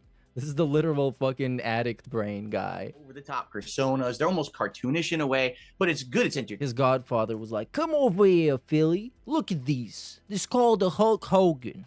I want you to be just like him and strong like him when you grow up. And Phil was like, yeah, I'm gonna do that and like drop the leg drop on my haters. It's fun. Thank you, Godfather, man. Everyone kind of thought it was real, at least if, certain age range. I thought it was a real, hardcore sport, and this was real stuff going on. I didn't know it was scripted. And I remember him being so into it kind of got me more invested and hooked on watching it. And then when I went back home, I said to my dad, well, can we start watching this together? And we did. We started watching like the free shows that were on TV. I can't remember. I think one of them was like on Saturday mornings or something like that at that point. And then I started getting hooked on Hogan and Roddy Piper. My favorite was Hulk Hogan. My dad's favorite was always Roddy Piper. And so it probably was at that point my godfather's house, or actually now that you mentioned, oh my god, actual fucking bullshit ass pre-stream. You could watch him at home later, and that's probably how I first saw it. Now that I'm thinking about it. Do you remember what the first match that your godfather would have shown? Okay, yeah, we're gonna skip this. Let's talk about gambling addiction. So here's the thing. Back then, SmackDown was recorded, not live broadcast. And they had a giant botch during the match. What was supposed to happen was that they get locked in this cage. And, Brock Lesnar was going to destroy Paul Heyman. And then all of a sudden, like Kurt Angle was going to hit the ring and he was going to save him. But they screwed it up he couldn't get the ring open. He's standing there. He's like going crazy trying to get the chain off the door, and it won't come off. He has a key. He's like trying to open it. What doesn't fit the lock? They gave him the wrong key. So he's like, what the hell? So they had to actually, first they tried to give him like bolt cutters, and he couldn't cut it. So he just screw this. He just climbed the whole cage and went over, which wasn't what the spot was supposed to be. And then on TV, they edited it completely different. So it looks completely like a different thing happened. Looks like he hit the ring right away to save Paul Heyman. But it was funny because Heyman's like just trying to avoid Brock Lesnar for a good like 10 minutes, running around the ring, which obviously isn't realistic. Brock's going to kick his ass in like 10 seconds. So I remember I went there and I started. I mean, if anything, it shows how much the crowd powers that product, right? Like to have that crowd, so excited. Just like when you have a crowd that's not into it and they're like not really cheering or anything, you're like, oh, the show sucks. But is it really the wrestler's fault? You need a crowd to empower that, and definitely that COVID era suffered because of it. And it lends itself to Hogan Warrior again, because Hogan Warrior, man. Talk about this kind of stuff or brag. It was just about, you're the king of the local scene, right? So you wanted to be king of the castle. You wanted to be the one that dominated the cabinet and be on there for hours on end. Oh, hold on. We got Street Fighter lore. He was the king of the castle. Big these sort of tournaments would go and how far that would take you, because that's another big part of your story is your journey through the Street Fighter tournament world. Right. No, back then, no one thought about competition. No one thought that anything would become of it. Keep in mind, at this point, the internet was in its infancy. No one really had any way to talk about this kind of stuff or brag. It was just about, you're the king of the local scene, right? So you wanted to be king of the castle. You wanted to be the one that dominated the cabinet and be on there for hours on end one night while everyone else just has to keep lining up and plunking their quarters in. I remember. Couldn't you just play for fun? Like, why would everything have to be some kind of a weird competition? And then when you lose, you just cry about it and complain and find a bunch of excuses. My friends from the arcade who had convinced me eventually to start traveling outside of my comfort zone locally and go to like an in-person tournament event around the end of the 90s. And that was a big step for me because I never thought that I would care about traveling to play Street Fighter or anything like that. I just thought it was kind of a fun hobby that I had. But I'm glad I did. When I started traveling, I got exposed to people from all over the United States and further, because some of the tournaments I went to had people from Europe or Canada or Japan who were coming over, and I was exposed to different cultures and different things. Whoa, he was exposed to Europeans. My life, although also pretty expensive and grueling because it was all kind of grassroots. There was no money to be made. So it was like you're spending thousands of dollars out of pocket to travel around and play at these tournaments with no real prospects of making any money. But that's like what a normal person does. If you actually have passion for it. If you go to like music festivals, that's the same shit you have to do. You buy your own tickets. No one's gonna fucking sponsor you with some weird shit. It's like, that's what people do when they actually have a passion for something and a desire for something. But with this guy, of course, it's money. It's money. He's made out of money. And this is something that's been covered quite a lot because so much of your life has been reported, Phil. This is something that was reported was that you took on these tournaments, these Street Fighter tournaments, and you did so using credit cards and money that hadn't been earned yet. And that must have put a lot of pressure to be able to keep up with that, knowing full well that you were going further and further into the red. Yeah. And the funny part is, like, I honestly don't know how so many people were able to travel and do it at that time, because see, today it's completely different. Today you got esports, right? So you have these teams, these leagues, and they're getting paid to do it. Oh, it's money again. Sponsorship opportunities and stuff. During the time when I was competitive, which was the 2000s, there was none of that. It was actually all just grassroots. I mean, you would go to a tournament, right? And you would spend a few $100s on a plane ticket, a few $100s on a hotel room, and then food. You'd spend $1,000, $2,000 to go to a tournament. If you win the tournament, you won $400. So there was no money to be made. It was just for the love of it, really, and bragging rights online. It was rough. And I always wondered, the other people who were like the top players at the time, how did they do it? Were they maintaining a giant work-life balance? Plus they were... I mean, I figured they would be working a job and saving up money for stuff like that. Just like I said, like music festival people. You want to go to a music festival, if you want to go to the World Cup, if you want to go to the Super Bowl, you work and then you save up money for the thing, and then you invest the money you saved up for the thing that you want to do that is fun for you and you enjoy doing and you have passion for. For me, like, I always maintained a job, and that money would go to pay for those trips, and then like later on, absolutely, like the biggest. Oh, so he just explained how it worked. You just maintain a job and you take time off and you go and you do the thing. Whoa, massive shock. I ever placed at was Evo, which is the nationals in the United States, and I got 4th place. And I went. Hey, fourth place Evo. To do that, like I just racked up everything to be able to afford to do it. First rack. Even I don't even think I got. Maybe I got like $50. Why would you make money off of fourth place? You're fourth place. You don't even get a medal. You don't even get an award for fourth place. In like fourth place, if that, you know. So yeah, I don't. What did the fifth place get? Back then, I was. What did the sixth place get? There was always people who were able to go to like every single tournament, every single event. And I was the guy who was kind of grinding and struggling this kind of like blue collar lifestyle to be able to try to afford this stuff when I don't know how. Oh, he wasn't affluent. What pushed you to keep doing it? Well, let's see. Number one, I love competitive fighting games. I really get that. You get that burst of adrenaline. You get that burst of competitive itch that, you know, it feels good to compete in something, to be able to beat someone in something that you feel like you have skill. It's not just a game of chance, it's a game of skill. And so, you know, the bragging rights of being able to go to a tournament and actually do well, you know, it certainly was not money motivation. And I knew long term, at least back then, there was no prospects that you would do it for a living at all. So for me, it was just kind of internet bragging rights and just actually internet bragging rights. So he could go on the SRK forums and tell people that they're idiots and morons and that he's better than them. That's what it was all about. Oh man, internet bragging rights. To be honest, I think today it's kind of changed. You see people that are in competitive Street Fighter, and a lot of them, they kind of like criticize the games and everything. And it's like, I think they're in it just for the money because they can make a living doing it. And you know what? More power to them. But if you can make a living doing it, then you're probably pretty good at the game. You know, if you can get sponsorships and all these other opportunities, you're probably pretty decent at the video game to begin with. It was just grassroots stuff. You were doing it just because. Nah, they're trash. They were secretly trash. And DSP is the only guy who knew that they were trash because they told him. They visited him in a vision late at night in a dream. And the Cannon brothers were like, Phil, we're scamming everybody with rollback netcode. Also, they're all really bad at the game, but just pretending because of money in the future. That's what happens. This would gravitate into a career on streaming, which has been, as we say, 16 years now. And we want to touch on that. But let's do your second match, Phil. We had Hogan Warrior from WrestleMania 6. Oh, no, back to wrestling. What is this, a wrestling podcast? Is the Iron Man match between Hitman Bret Hart and HBK, Shawn Michaels. Okay, this is getting skipped. You're going to go out with a tech job. You're going to make a lot of money.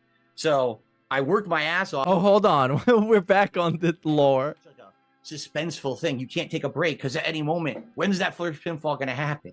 I'm trying to think. So when that match happened, I believe you would have been about 15 because we're both 40-year-old gentlemen, Phil. And so you would have been in your teenage years at that point, because the idea of streaming for a living was one that just didn't exist. So what was the goal for you? Yeah, DSP invented it when you were a teenager. Oh man, I had no idea. I was all over the place, you know, especially in my school years. A lot of people don't know this, but it just came out recently in a big 4-hour documentary about me. I was the valedictorian of my high school. And so, like, my prospects were kind of open. It just came out about me. Breaking news. Phil was valedictorian in, like, what, 2003 or some shit? I don't know. Maybe even before that. I was probably not even alive back then. Like, I thought about... At one point, I wanted to do computer programming because in the late 90s, that was, like, the big thing to do. You go to school for computer programming. You're going to go out with a tech job. You're going to make a lot of money. So I worked my ass off all through high school thinking that's what I was going to do. I go to college, and I'm in my first year in college, and the tech bubble bursts. What? The tech bubble burst? That were out there. In what? When was that? Are going away. I'm like, oh, shit, what am I going to do now? The tech bubble burst way back. So I ended up changing around a few different times and kind of what a bullshit artist. Business major for finance and didn't really do anything with it. I don't think I've ever done a job in my life where that degree has come in any use whatsoever. So that was where you were looking to do, but then obviously the streaming world came calling at just the right time, it seems, because then that's been you for 16 years now doing this. You know, in the earlier days, this wasn't a thing, so you very much had the market cornered.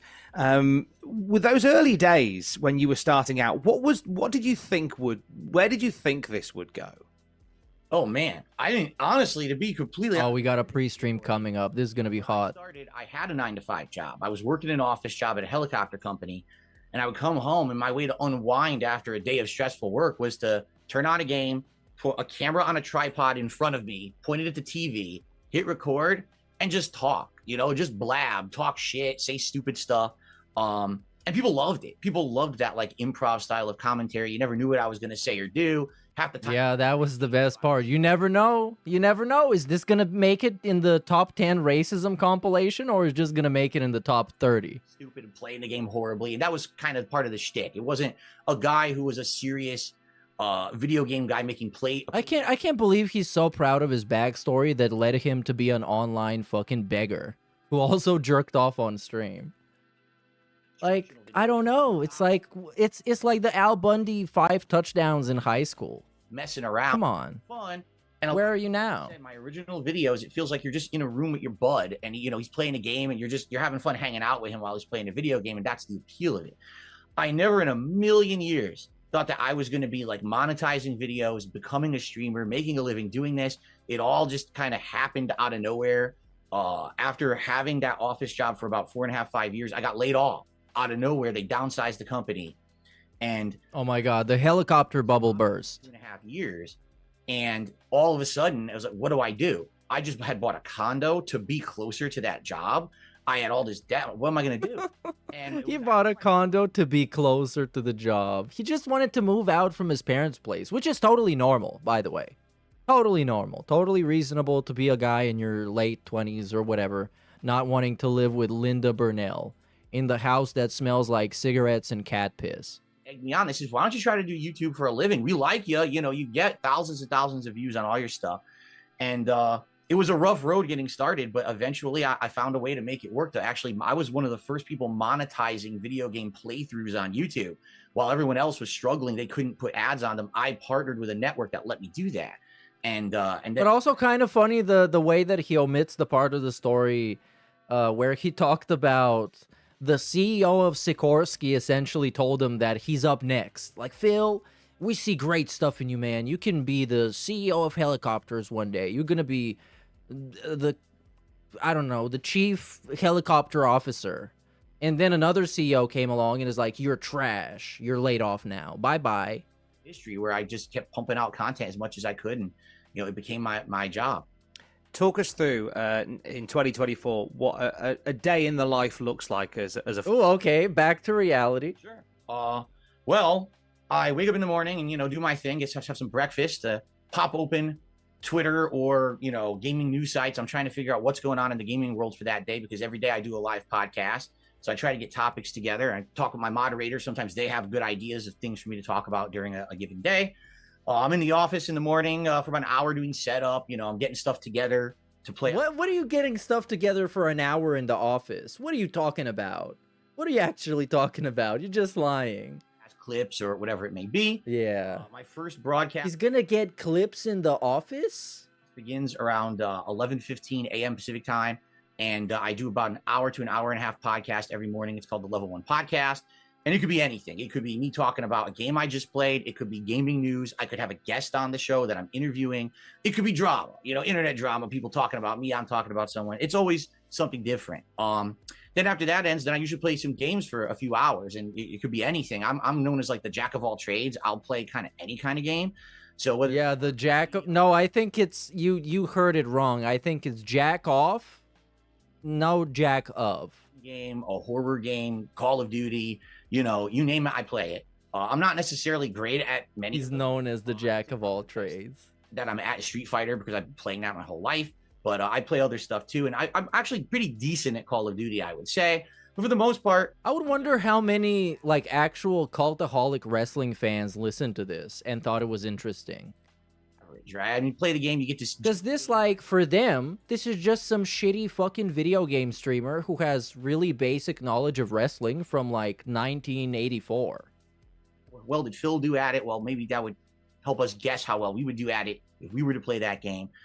So I stream for like 3 more hours of gameplay, and then I take a break where I upload all that content, cut it up, put it into playlists, have dinner with my wife, And then I come on for a second stream every night for about another 2-3 hours where I either play another game or sometimes I do reacting content where I'll react to clips that were submitted by my viewers. Or now I've been around so long, I've started reacting to my old content. Like I'll go back 10, 12 years and I watch an old playthrough of mine, the old style I used to do with that camera pointed at the TV. And people like that because now it's different. Everything today is modern. You got a great HD camera and everything's great. But back then things were so different, so guerrilla style almost, making content. Guerrilla style? I can see my origins. Come on, what about guerrilla style? He's acting like he was recording gameplay in 1964. Come on, you just pointed a camera at the TV and eventually newer equipment came out and you could afford it, but you just decided not to. Commentary I used to do versus today, it's pretty fun to do. So it's a pretty busy day. I mean, I'm working as early as like 8 to 9 a.m. all the way through probably like 10 p.m. on these work days. And then it doesn't end because then I'm doing more content. I'm clipping videos to make... Oh, yeah, clipping videos. Looking for the next topic to talk about. Yeah, he's looking for the next topic to talk about. Like what? Scrolling Twitter and seeing what Wario64 posted? Oh my God, he's so busy. Behind the scenes to try to arrange for more guests on my show. So it's a pretty... And what? He's doing behind the scenes, like recruiting of guests and PR management? Come on, dude. Come on. Anybody who's watched one single DSP stream knows that he doesn't do 90% of everything you just mentioned. It's interesting that you're at a point now where you are reacting to a lot of your older footage. It's like hearing one of those dudes with the guy who invented more time in the day. You've probably seen that short. I don't know how to look that up. You're probably gonna find it. It's pretty popular. No, whatever. It's the guy that says, I wake up at 2:30 a.m. That's my first part of the day. Then I work until 3:30 a.m. Then I go to sleep for half an hour. Then my second day starts. Like, it's so fucking unbelievable and stupid to anybody that knows the first thing about this guy. He rolls out of bed, he makes himself a coffee, shows up on stream looking like absolute fucking dog shit. He stalls for like 2 hours until he drinks his coffee, then pretends to play video games or actually plays them and is really bad at them, or at best below average. And then he cries about money a bunch, and then he goes and eats a meal and comes back and does the same thing again and then goes to sleep. Or maybe drinks a little bit before that. Yeah, with 16 years behind you, there'll be a lot. I seem to remember, and I don't know whether this is something that's come up yet with yours. There was a particular old stream that you had where you had the camera and you were doing your commentary, and you had the window open, and your neighbor very clearly tells you to shut the fuck up. No, yeah. And how are you with the neighbor? Oh, that was when I lived in Connecticut. I had a condo, and some of the neighbors were very nice. My next door neighbor was a drunk. Like, he literally would drink himself. But that's you. Like, you were a drunk. You were literally drunk back then at that exact same point. Super every day, go to the back porch, open his cell phone, and have like private conversations, yelling into the phone. So I know all about this guy's life because he was just so obnoxious. And yeah, particularly this was one day where I was recording and it was hot, so I had the back door open. And so he's out there drunk and he hears me playing the game and he's yelling at me. We went back and forth, but the funniest story... You went back... You didn't go back and forth.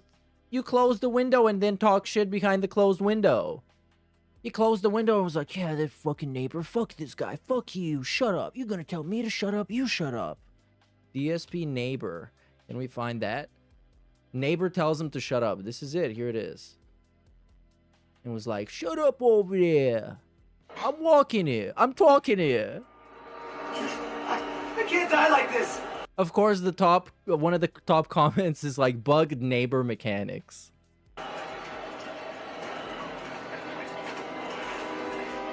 I can't die like this. I always picture myself dying having a threesome with Nicole Richie and Paris Hilton. You gotta make it happen. Oh, that was some of that gorilla commentary. If gorillas could talk, that's exactly what they would have said.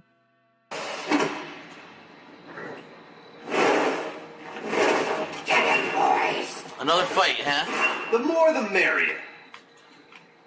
See, everyone wanted me to play Mafia too. This is the same shit, right?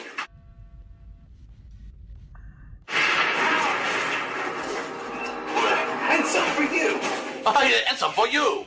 And for you too. Oh, is this guy Chinese? I don't want to grab him. I never tried to grab him. What the fuck? Whirlwind punch. Whirlwind punch. Whirly wind. spinning wind attack of the wind fist wind. Holy shit, this is like fucking Linkara commentary. I can't stop fucking attacking, look. Well, at least it's not scat. It could get worse. It could actually get worse. Gotta keep walking forward, see? And swinging my fist around, see? And if you get in the way, it's your own fault, see? See?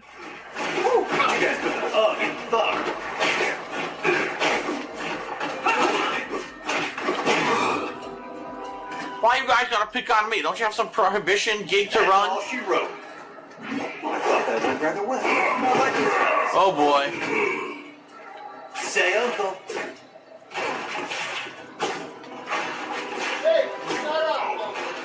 Hey, shut up over there. Stop talking over there.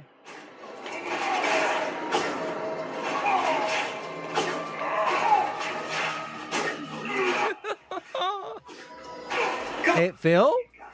Phil? Why don't you beat him up? Kick him in the face like it's thugs on the floor. Come on, I thought he's supposed to be having back and forth with him right now. That's what's happening. Right. Come on, tell him something. Kill him. Oh, he's about to go. He's about to go right now. Just let him finish the level first.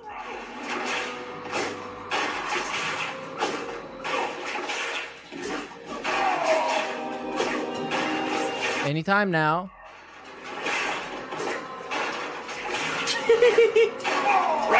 No? No.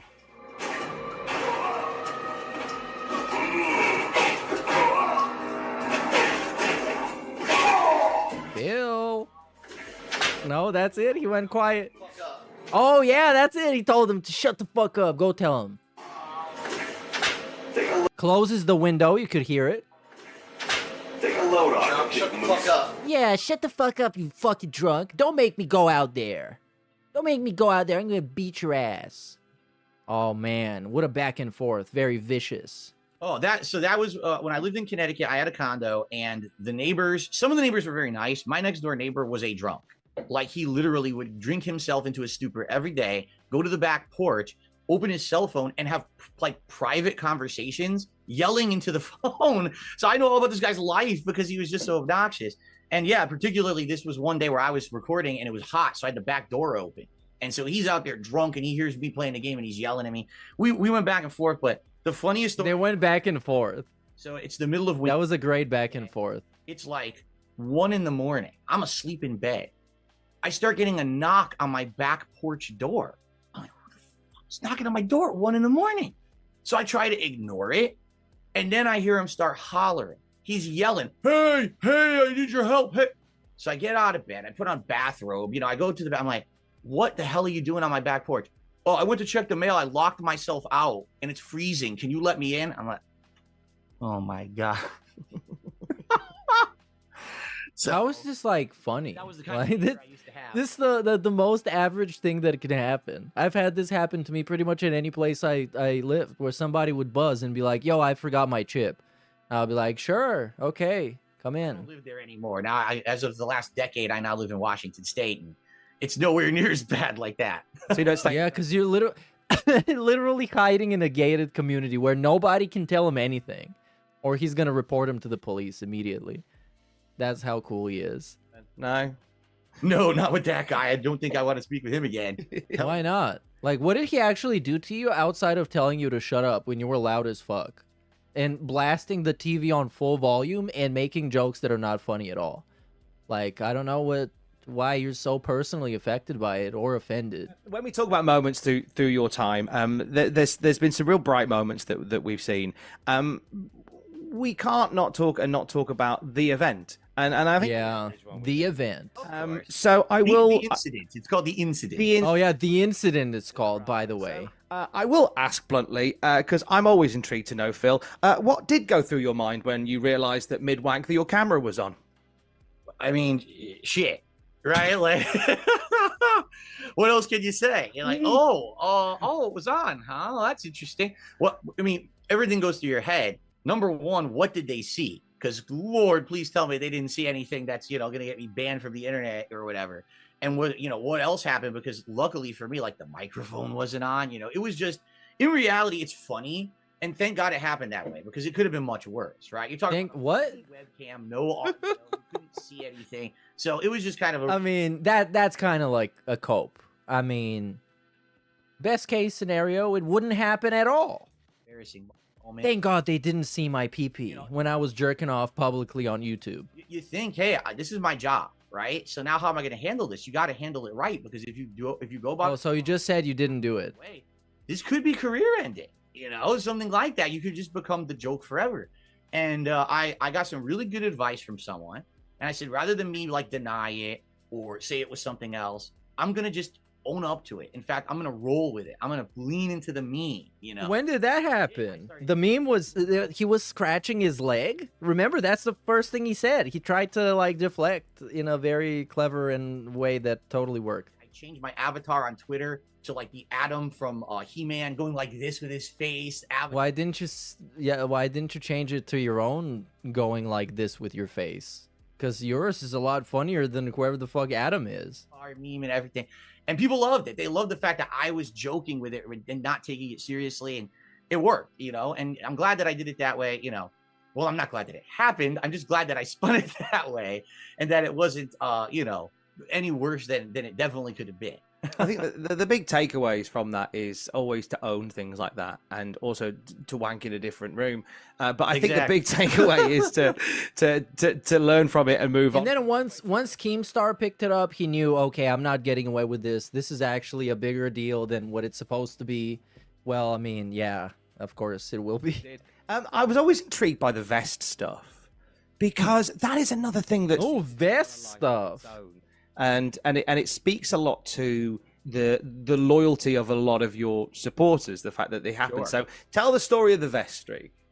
So okay, we're gonna get a vest streak retcon. This is gonna be epic. 2020. So we're talking, early COVID days, right? And everyone's kind of stuck at home and they want to watch content. And I was there, I was broadcasting throughout COVID normally, double streams a day, and people really appreciated that. And I remember particularly, I think it was like February or March, I was doing what was called like a retrospective marathon, where I was going back and watching clips of my old content and stuff like that. And a clip came up where all of a sudden I'm doing like a vlog from like 10 years ago, and I have a vest on. It's this beige puffy vest. And people are looking, they're watching the video, they're like, Phil, do you have that? Like, when did you wear that? We don't even remember that vest at all. And I said, I actually don't know. Give me a sec. And I ran downstairs and I opened up my closet, and lo and behold, and I swear I didn't know, it was there. I had. Oh my God, he still had the vest he used to have in the past. No way. And he's explaining this like it's an actual like fascinating, interesting story. Like, bro, you were wearing a vest, and then people were like, "Oh, do you still have the vest?" And you're like, "Yeah, I do." And then he put it on, and after he put it on, it became a gimmick for him to put it on because he could ask people for money for it. And anything the DSP could ask people for money for, he would do that immediately for as long as it actually works. And maybe a lot while after it stops working, because it's fucking DSP. Come on, everything needs to be milk dry, including, the incident. And people loved it. They're like, well, will you do something with it? What should you do? Like if you raise a certain amount during a stream, can you put it on as a reward or a silly thing as a meme? I was like, sure, why not? Who cares, right? It's not a silly thing as a meme. Lo and behold, my supporters did the craziest thing. It was something like 200 plus, 300 plus streams where they would hit this funding goal of tips that they would tip me on the stream, and I would put the vest on. And let me tell you, it was... And of course, we're passing it off as something that was positive and wholesome and a united front to protect Phil and defend Phil and support Phil. In reality, it was an extortion gimmick. Not every stream, but most streams were the following. You guys, we're doing right now, we're doing pretty well with the goal, with the vest goal, but I don't know, man, any day now it could end. It's actual, like, FOMO. Actual fucking Fortnite level FOMO. Anytime now, guys, is limited time thing. I know someday it's gonna end. I don't know, is it gonna be today? Well, I don't know. If no one supports, maybe. That was, like, all the fucking time. For literal dozens, if not hundreds of streams. And towards the end, it was a thing where he would just stay overtime and just sit there and loop the schedule over and over again just to wait for people to give him money. It's like actually the least organic thing that you could do. And in many cases, there would be like one person to save the goal, and people would be waiting for the last minute, because if you've pay-pigged him like 3 days in a row and you've saved like 3 goals, at one point, you just start getting tired of it, and you're being like, okay, is somebody else going to take one for the team today? And, well, no. Really helped out, because at that point in my life, 4.5 years ago, I was going through really bad financial troubles. Why? And the fact that I got that level of support actually got me through that year without having anything major really happen bad. What happened? Were you sick? But it was wild, people did, and then they wanted more vests, so I bought different vests of different colors. I got a big metallic one, I got a neon orange one. Does it really have any significance? No, the vest doesn't. No. But if anything, maybe it just goes to show that despite all the vitriol and all the hate against me on the internet, that I really do have a core fan base of it has no significance. It was literally a symbol of the positivity. A symbol. And the easiest way I can find the clip is here, because I clipped it in this song. This vest is a symbol of that positivity. It's a symbol that together we can have fun. As long as we stay positive, we can overcome anything together. I firmly believe at this. It's a symbol, like you giving me $100 a stream is a symbol that we can overcome everything if we want to, or we're like positive. I don't know. Support me and like what I do, and are going to be there for me in those tough times. That's a crazy streak. It was like 4 months where every stream I was hitting this crazy support goal, which is like crazy unprecedented. There were some that were right to the wire as well. I remember like they were sort of late into the hundreds of them, and you were like, okay, that's the end of the stream. We've not hit the goal. Okay, bye. Right, I'm going now. Bye. Right. Here I go. Leaving now. Yeah. Going. Title card up. Definitely leaving now. Any more for it? Oh, there we go. Oh, we're on. Hey. So there was. It was to the wire at a few points, but it does speak to the support that you've had. But when your name comes up, as well as that support, you do come with infamy, as it was proved when when it was announced that you were joining us. Is there an event that you think really started that dark side filled detractor movement? It's fun. Oh, now we got to listen to the "This is how you don't play" segment. It's really funny that you asked me this, because no, I don't even know. This all came to like realization very recently. There was just a documentary made about me on YouTube. It's a 4-hour documentary. It covers my whole history from the beginning of my Street Fighter days all the way through my early YouTube, all the way up to now. And by the way, I'm gonna give a plug. It's from June the King. He's a really. I actually I don't know why this is such a flex for the 4-hour documentary, because it just says that you've been a joke for a long time and for many reasons. That's why it's that long.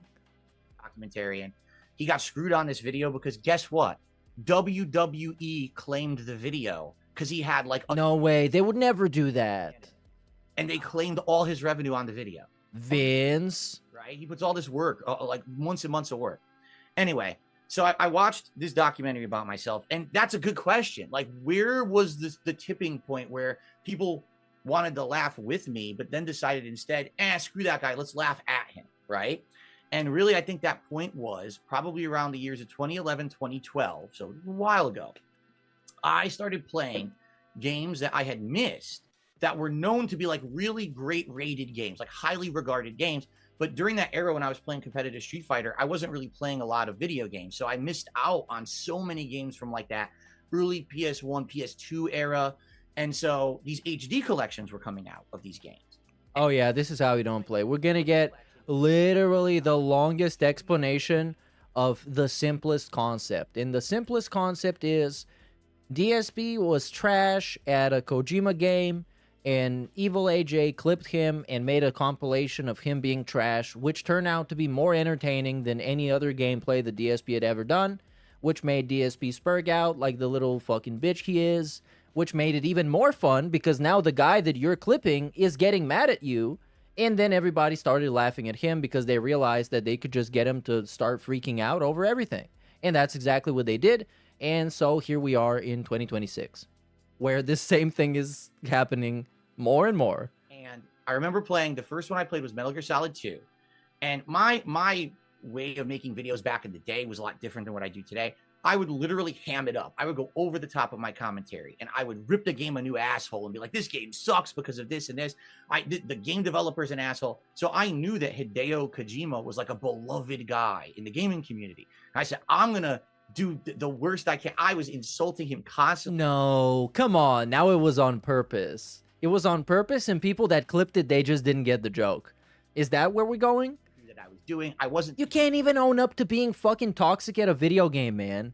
Wow, what a fucking bitch. The game seriously. So I was trying to make the game kind of look bad. Now, normally I would do this, and people would get it. Because he could have said, because this is like, what, 2012 or something? He could have just said, yeah, I didn't understand how the game worked, and I got really mad, and people thought that was funny as hell, and they just started clipping me. Because that's the reality. Right? They'd laugh at it. Okay, that's Phil's shtick. He's a clown. He's oh, that's his shtick now. It's all good. People got so pissed at me. Oh, and now they got irrationally pissed. They really liked the series, and they like Hideo Kojima. And this, for one person particularly, made a video called "This Is How You Don't Play Metal Gear Solid 2." And what it was is he took a montage of all the moments that I was acting like an asshole, insulting Kojima, playing stupidly, and just made this like supercut. And it was like over an hour long. The playthrough itself was probably like 15 hours long. It was like 1 hour of the worst moments. This video exploded on YouTube. It got this guy like 1 million views, and he made another one on Metal Gear Solid 3. And when people started to see, hey, if we make these negative videos that skew Phil in a negative light, it gets tons of views. But you just said it's not skewed. You just said you were faking it. But now it's not even, you weren't faking it, or he was simultaneously faking it and was taken out of context and framed as being bad at the game. But he just said he was bad at the game on purpose. For everything. Oh, he can't even be consistent with the million excuses he's got. Come on, man. So they started, like every playthrough I'd ever done, they started doing, this is how you don't play. This is how you don't play. So fucking lame. This movement of like, Phil is a negative meme. The movement. People were protesting in the streets. Sucks at games, but somehow gets views and popularity and money, and he shouldn't have the ability to do that. So I think that was like the first thing, and the reason really that it got traction is my fault. Yeah, that was the movement. He should lose his livelihood because he sucks at fucking Kojima games. Kill him. You know, back then I kind of thought my shit didn't stink, and I'm like, oh, so that's why. That's why they wanted you to eat shit and cry, because you thought your shit didn't stink. Why did it take us so long to get here? You should have started with this. Back in the day, I was a huge asshole, and people wanted me to fail because that's what they fucking believed I deserved as the huge asshole I was, and still am. That makes a lot more sense and I've done this than this elaborate scheme you just made. Why is it a big deal that I did this for Metal Gear Solid? So I was, oh, this guy's an asshole for making the video. He stole my content without my permission. I'm just ignoring all fair use law and shit when I'm saying this, But, I basically reacted really poorly. But you still said that up until like this year included. You kept saying that. So which part of it was a joke? Like, where was the joke? It made people want to make those videos. Oh my god, you legit can't fess up to anything. And this is like the smallest thing you can say. The smallest thing that happened 1 million years ago. You can say, I was a fucking asshole. I thought my shit didn't stink. I was making so much money, I didn't care. And then people were pissed and they thought I was annoying as fuck. That's all. And it really did kind of flip public opinion against me at that time. And it just kind of kept steamrolling for different reasons over the years. Because, you start off innocent. It's just, we're making fun of Phil's gameplay, right? He sucked at the game or whatever.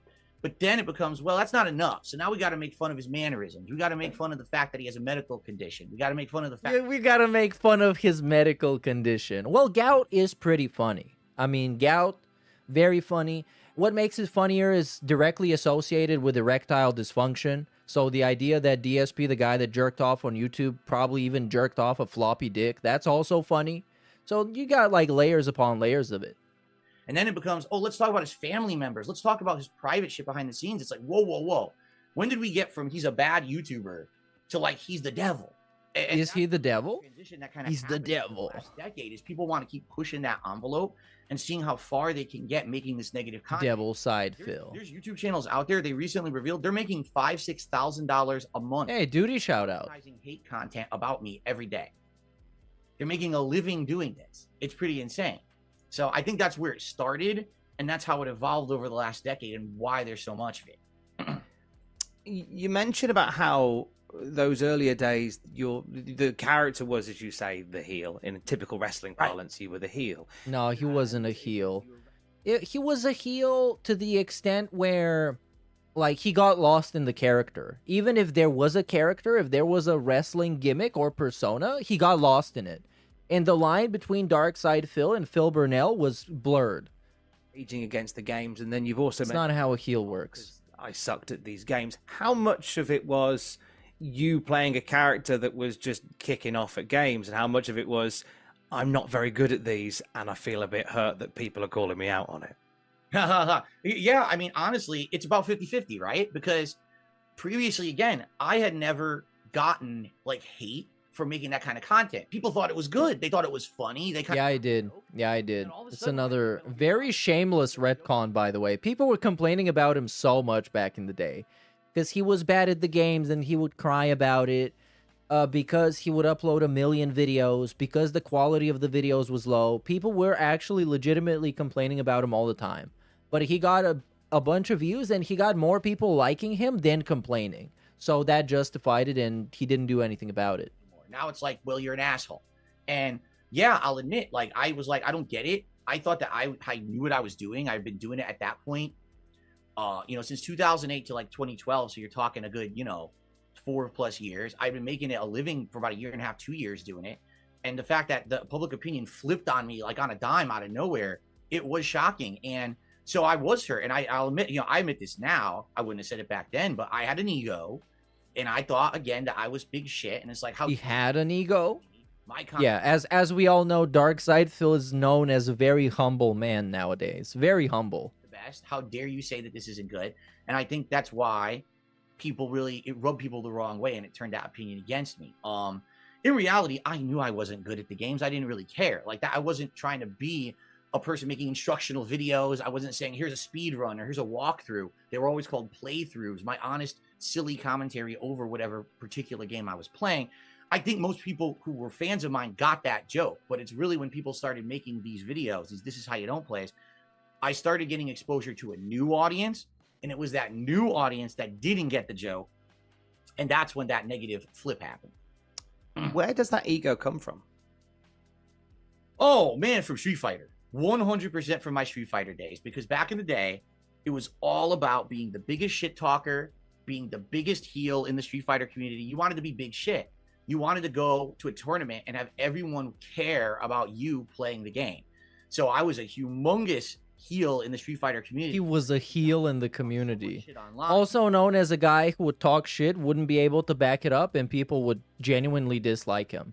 He didn't have heel heat, he had go away heat. Legit.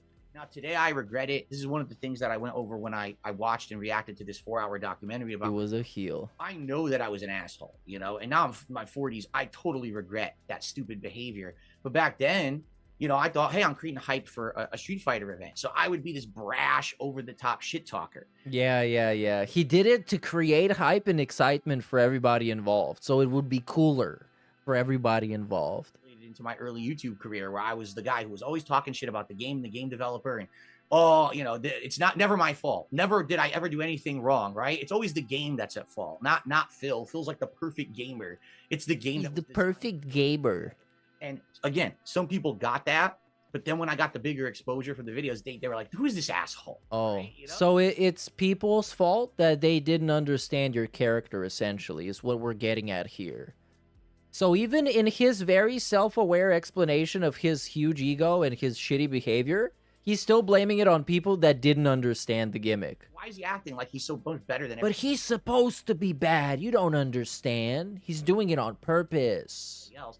And I think, rightly so, super self-aware. That negativity tossed my way. If you could go back and see through the eyes that you have now, the way you reacted to those first here's how you don't play videos, what would you do different? I would totally roll it different. I would basically not like what them, but I probably would react to them and laugh at them, and because I think they are funny. Years later I've watched some of them and I think they're actually quite funny, those original ones. They are quite funny, to be fair, Phil. They are yeah, quite funny. Dude. I know. I laugh at myself all the time. I love doing that now, going back and watching old me act like an idiot playing these games. And I probably, honestly, should have capitalized on it. I should have made my own, right? Why wasn't But you tried, though. You tried to make your own This Is How You Don't Plays that, of course, were very sanitized because you tried to avoid making yourself look stupid. Which, you know, if you've ever done anything about DSP, that's impossible to avoid. doing this to myself? Why wasn't I lampooning myself, doing my own videos and montages? Because then it wouldn't be self-aware. It would be manufactured milk. And no one likes manufactured lol cow milk. It's fake. And it tastes like shit. And it gives you gout.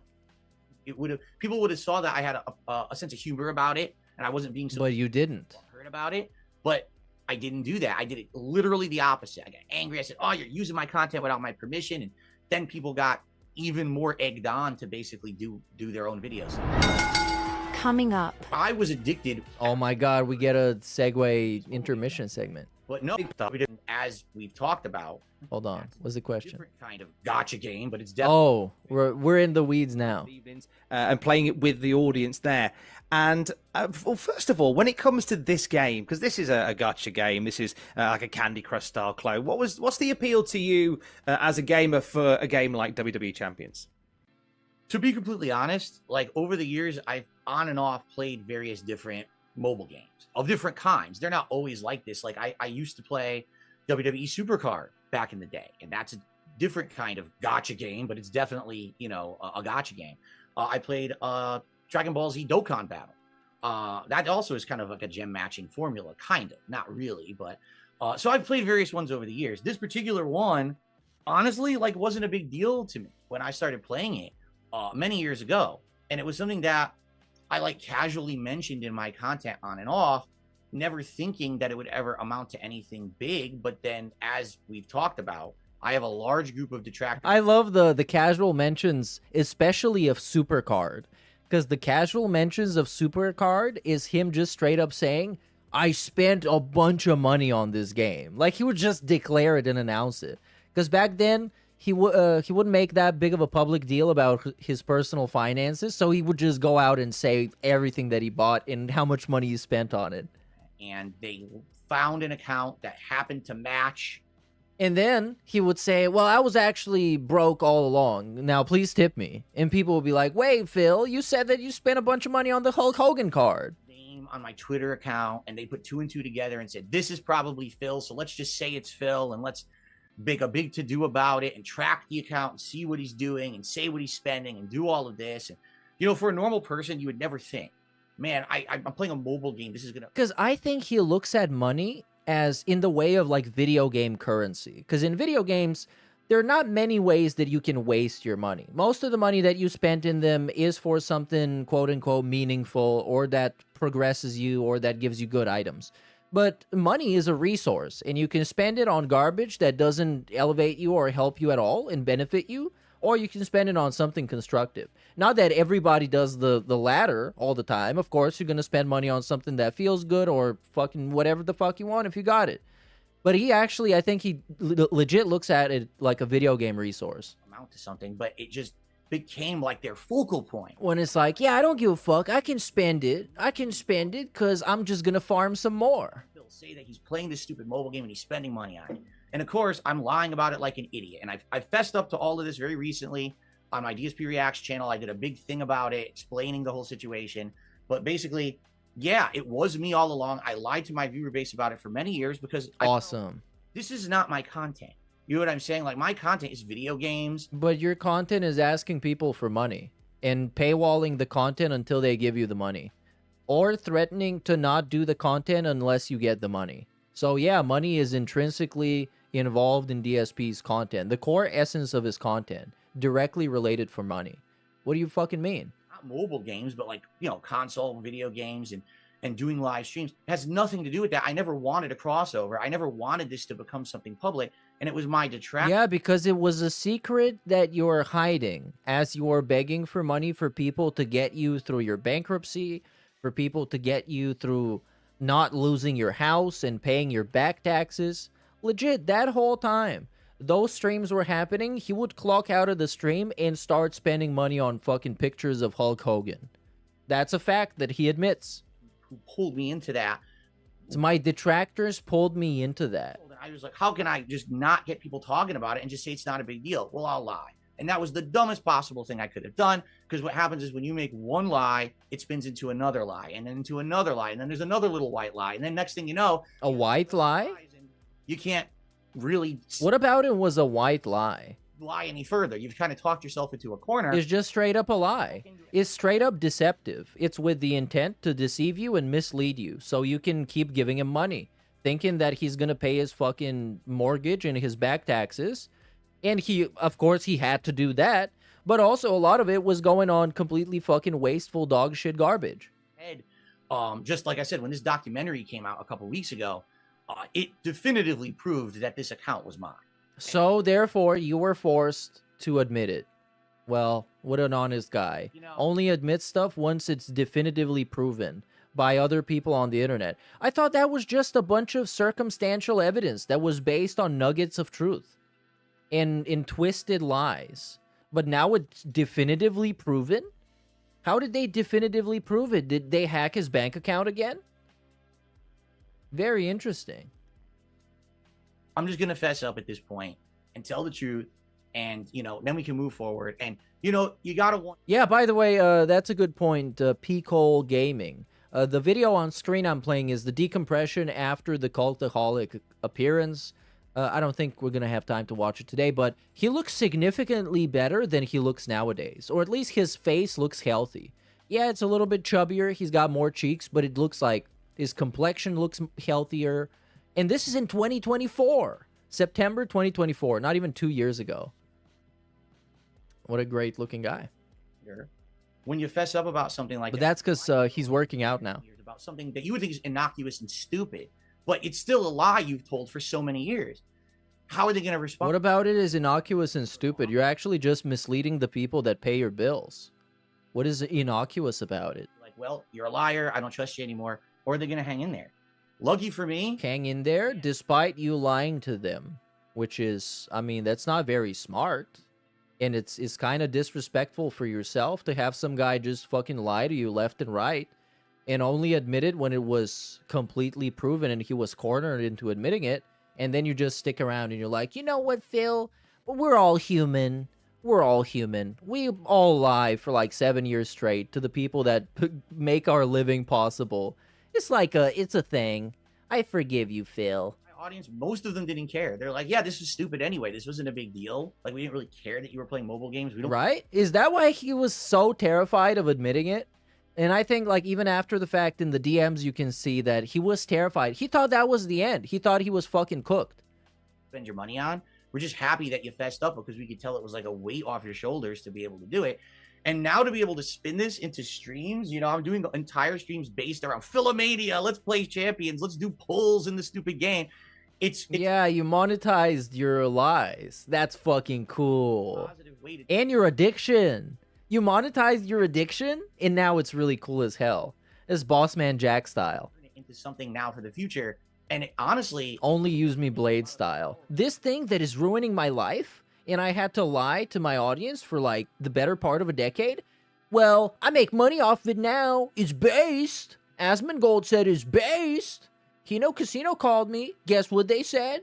From these trolls who stalked me. I'm really cool. This was like the one thing they knew they had me on, and I couldn't really talk my way out of it. But now it's kind of a big relief, and I'm No, you talked your way out of it by saying it's false and it's bullshit like a million times. Remember? That's literally what you did. I finally fessed up about it. You talk so much in your stream. Hundreds of people were banned. Hundreds, if not thousands of people of all time been banned for calling him out on the champion shit. That he said is bullshit, it's a meme, it's everything. Over the years about your private life, you introduced us to your partner, your wife. Now you've got married on stream. You've introduced us to your cat, and you told us all about you've been very open about a lot of your financial issues as well, and that's kind of been told through there. So, out of interest, why, when you've been so open about so many things, why is, as to quote yourself, Phil, a stupid mobile game? Why is that so sacred? Yeah, it's a good question. I really feel like what has happened with my detractors over the years. Oh, no. Immediate deflection. By the way, that's a great question. Let me tell you about my detractors. Hyper fixate on one thing. But it's true, right? And I can basically say, this is bullshit. Don't listen to them. Then they move on to the next thing. And then But this wasn't bullshit, and you should have listened to them. move on to the next. Like, we just established that. In this particular case, this was one that, like, I didn't think was a big deal. But honestly, yeah, let's be honest. If I was telling my audience, oh, yeah, by the way, I'm spending money on a mobile game, people might be pissy, right? They might be like, wow, why are you spending your money on something stupid like that, something frivolous? But so we're not admitting that it was a mistake or that it was wrong to beg for money online and then spend it on shit that you said you wouldn't spend it on, or you would spend it on something else. Spending money on something more important, and now maybe I don't want to watch you anymore. Maybe I don't want to support you. And you know what? To be honest, now looking back, I mean, this is like the same shit as if somebody fucking scams you with a GoFundMe, and they make a GoFundMe and get a bunch of money, and then it turns out they went on vacation to like fucking France. It's the same shit. You lied to people. You got money based on the wrong, like, actual misleading and deceptive reasons, and then you spend it on something else. You're just straight up a fucking fraudster. Been more trusting. And afterwards, this, of course, is connected to his bankruptcy, because that means if he lied about that, then the bankruptcy filing is wrong, because he filed his fucking, like, he wrote off the champion's expenses on his taxes and on all that other shit. So that is fraud. So we have bankruptcy fraud outside of just lying to your audience. And then we have tax fraud, because that's also a tax write-off, claiming that it's a microtransaction expense for the business, even though it objectively is not, and he admits to it. It is a personal expense. So we have bankruptcy fraud, tax fraud, and you just straight up lying to the government, to your audience. And he lied to his wife from all that we're supposed to believe. If all of that is also true, he lied to his wife. So is there somebody that he didn't lie to? And realized that most people weren't going to care, but I was afraid. I was afraid that if they found out that I had this shortcoming, this spending habit, This shortcoming. that they were going to abandon me, essentially. And, you know, this is my job. This is not just a hobby for me. This is... Oh, he's a victim of himself. Yeah, let's frame this as him having like a fucking substance abuse issue. Yeah. Let's make him look like a little victim. A lot of people tap out on me because they don't like me anymore because I play a mobile game. Was very scary. No, Phil. No. They wouldn't dislike you because you played a mobile game. There's nothing wrong with playing a mobile game. You know exactly why they would dislike you. You just admitted that you just fucking lied to them. It was... People don't really like being lied to in general, I think. I think it's safe to say people don't like being lied to and misled, especially by people as dumb as Darkside fucking Phil.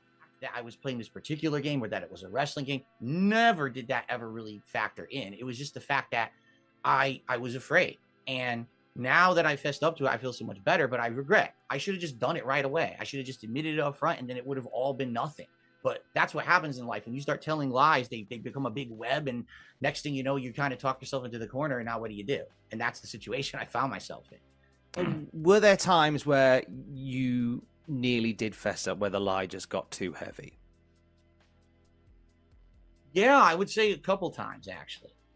There was one time, just so you know, I know you probably don't know this, I purposefully left my phone on my desk here. Oh, that's on purpose now. That's on purpose. The video with WWE Champions on the screen. And I wanted to see how the internet was going to react to it. Now, it didn't have my account, but it showed the game, and I did it on purpose. And why would you do that on purpose? It validated the story for so many people. Like, you're so fucking dumb for doing it. Kind of what I thought. Actual fucking idiot. Crazy for it, saying this is evidence definitively he's playing. It literally is, and it was. Like, what were they crazy about? And then some of my fans were like, well... It was actually fucking drama teasing. A dude in his 40s was drama teasing online. Evidence he's playing it, but we... Wow. And then some people were like, yeah... You totally got us, bro. You totally got us with this retcon. Even if the retcon is correct, it's some of the corniest, cringiest shit a mature adult would ever do. Big deal. So, what a fucking loser behavior. I tried testing the waters and coming out with a fucking gotcha addiction. Things like that. He teased it. He did a soft launch. I knew people... It's like when they tease John Cena going heel. It's like, oh, are they going to like it? I mean, WWE fans are really stupid, but are they going to buy this? Yeah, he was the Triple H research they were gonna of find out stuff, jerking off on stream. counts or whatever, and how the game works. I always had planned that eventually I was gonna have to fess up to it. It was, but yeah, yeah, Yeah, and he, of course, he always planned that he would have to eventually fess up to it. That's exactly what he would say. planned it out Exactly. until I heard this big documentary was coming out, and I know that this guy June the King does his research. He was gonna have evidence that this was my account. I was like, this is the time. Let's just do it. Let's get the hell out of the way. Stop with this stupid lie and just move on. It's interesting because there's been so many other documentaries and streams, and you know, as somebody, I've consumed you a lot through your channel, but I've also consumed you a lot through detractor streams as well. You know, hand on heart and in all honesty, the detail about your WWE Champions game and your spending on the Champions game, I feel has been out there for a while, which is why I'm intrigued to know, with so many other people who have covered it and shared details about it, what is it about the new documentary that's come out, which is very good?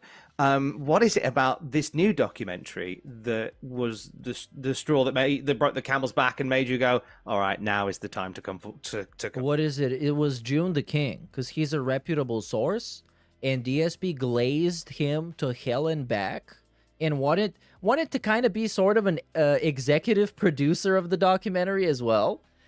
Because June also showed some of those DMs with DSP. They're very funny.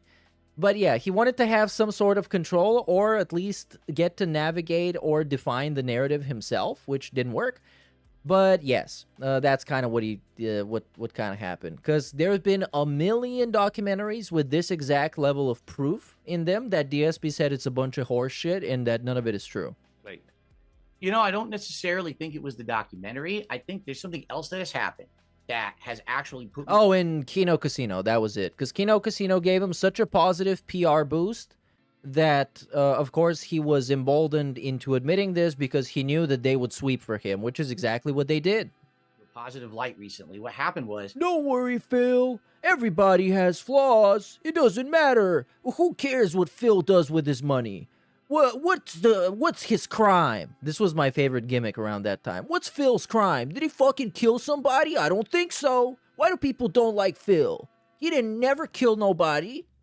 A group of creators over on Kick. They're called Kino Casino. Okay, and they run a show. Oh, they're a group of creators now. It's like Channel Awesome. Well, we were both interested in reacting to a documentary from this guy who made the one about me. And we kind of did a crossover event where we did a co-react to that. And what happened was their audience saw me in a positive light for the first time. Most people don't get to see that. They only get exposure to me through... What is a positive light? A positive light was just you shitting on somebody, bro. Literally.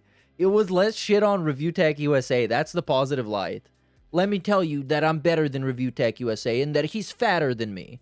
Whoa, look, he's such a positive light. That's such a good look for him. See me on a show or do a co-op event that was like done positively. To see me have back and forth with someone that was not someone interrogating me about my private life and kind of shitting on me, but instead having fun, watching some clips, reacting to something. They loved it. And because of that, those guys outright told me, they said, Phil, we don't give a shit if you play mobile games or not. You're a cool guy. But it's not about playing mobile games, dude. Like, what? Because, like, this whole thing is framing it as if there's something bad about playing mobile games. Like, what?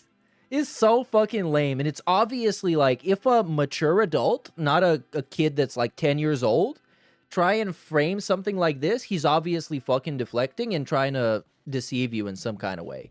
It is so inherently deceptive. Hanging out with you. Yeah, Phil, we don't care that you're playing mobile games. If it was somebody else, oh my god, that would be an unforgivable sin. How dare you play mobile games? It should matter. And I was like, wow, it kind of gave me like the confidence again that I haven't had in a very long time. No, they just literally swept for him. That's the whole thing. That's literally it. That's literally it. Because he would get to admit it, and then Kino Casino would be like, you see, he admitted it. He admitted it. To feel like I should... Phil's innocent and based. Honest, and I should try... Matter of fact, it's really cool that he did tax fraud, so other taxpayers can sweep it for him. Other people that actually pay their taxes on time and in the full amount, they would get to take the fall without even knowing. For people like Darkside fucking Phil, who spend money like it's money in a video game. Things and I think that kind of Holy shit, I love that. knowing that this documentary Phil never killed anyone. a lot of eyes on it. This should be the time that I officially. But they were just pretending, you guys. It was an April Fool's thing. A fair shake, a fair shot, actually like A fair shake is literally defending you. That's a fair shake. stuff with me and not just be a jerk to me. And then also knowing that this big documentary that everyone was going to be watching was coming out was kind of like a twofold thing that came to fruition at the same time. Obviously, the way, as you said, like which is what a lot of supporters have said, the way you spend your money is your business. But with so much detail out there about the spending, how accurate is some of the things that we've heard in terms of how much you spend? And again, this it's not accurate, not at all. He actually spent $1 million more. It's out of interest. How accurate is some of But no one cares on how much that you have spent on this game? None of your business that he's lying to you. Specifics. Yes, I've spent thousands of dollars on this game, and I think everyone knows that, right? Everyone knows that. But the thing is with my How would we know that though? Where would we know that from?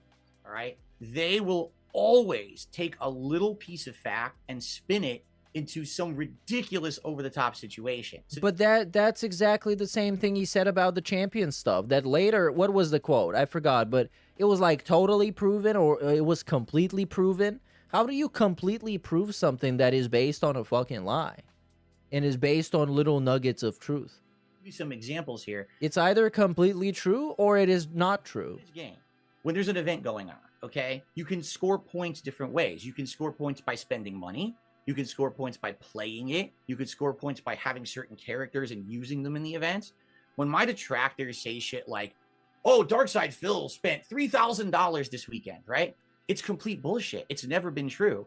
They're looking at a stat that would be like, if all I did was do loot pulls, this is okay, but so what? You spend a little bit less? any of the real way the game works, right? So that's the thing. Have I spent? Yes. I mean, come on, man.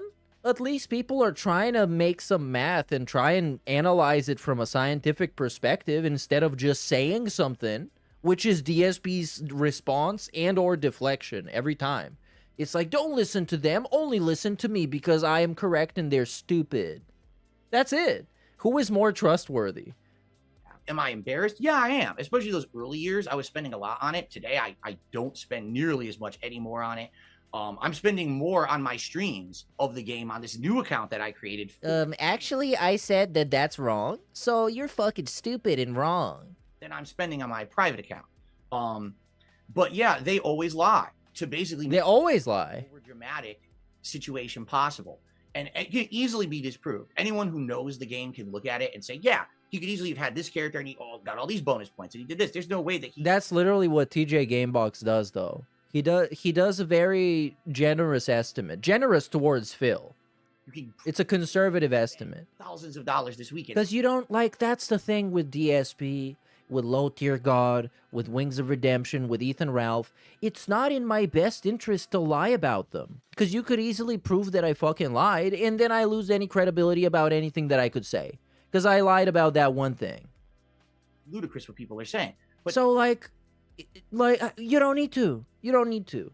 They don't care. And talking to TJ Gamebox, who's very open about literally explaining how he does the calculations and how he's generous about it so he doesn't fucking lie about DSP for no reason, it all makes fucking sense.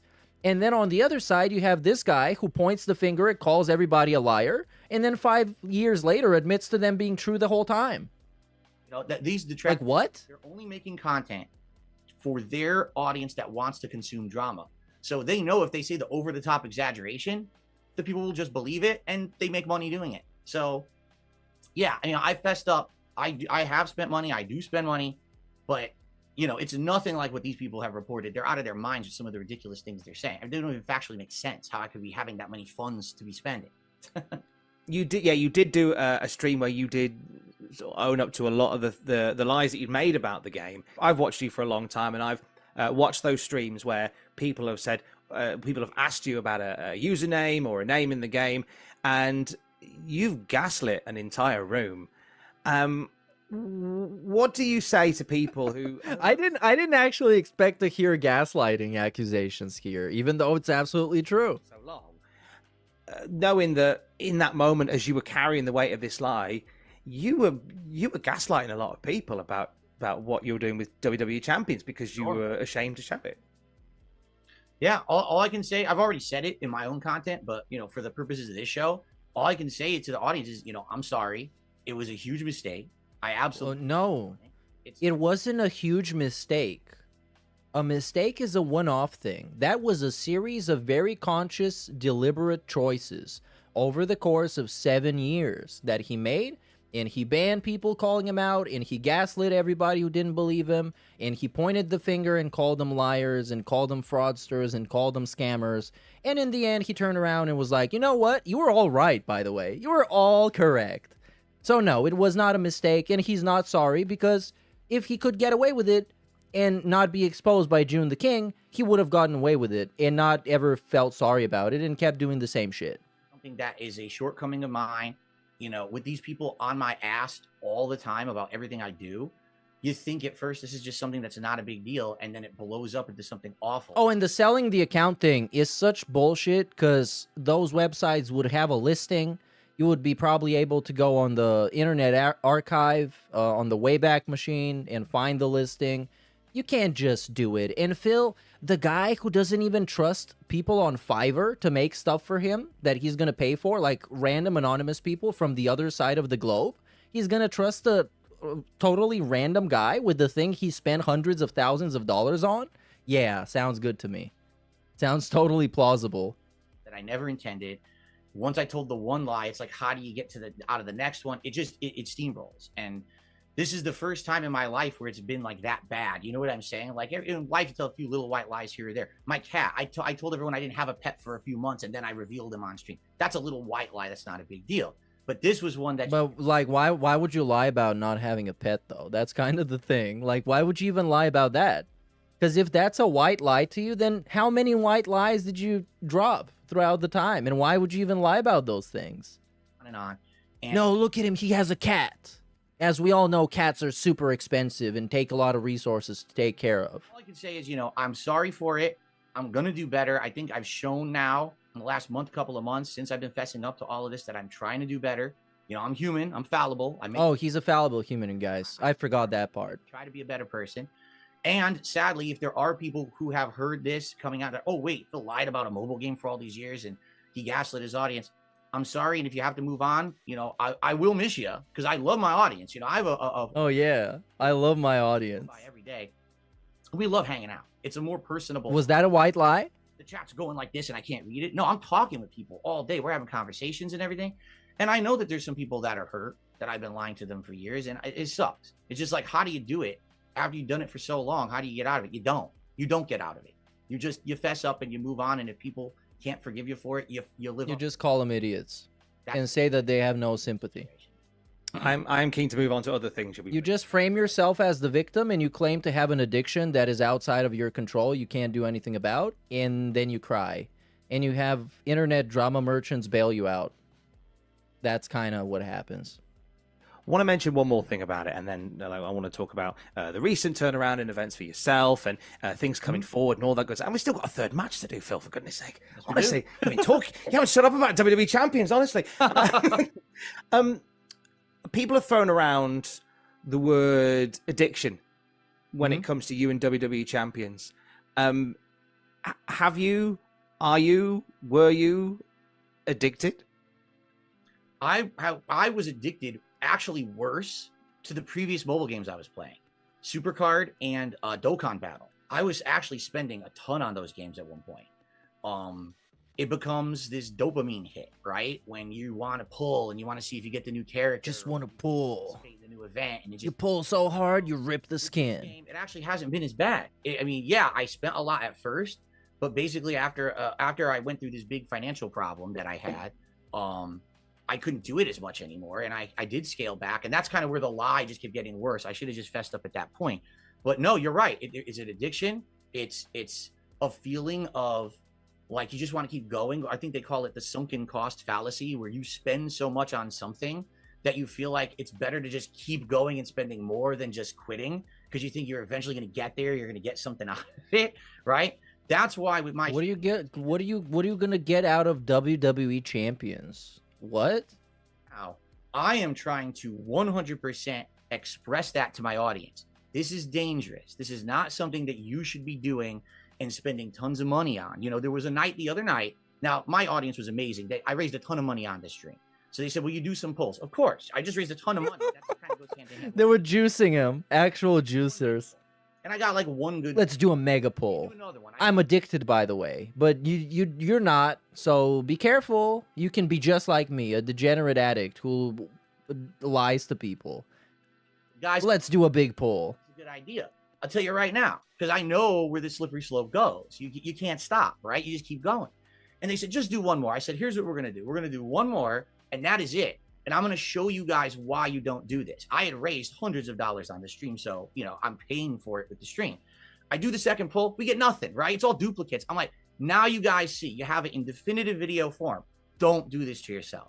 Don't go down the road that I've gone down. Don't get addicted to this shit, because you will just keep going and going. And next thing you know, you're screwed.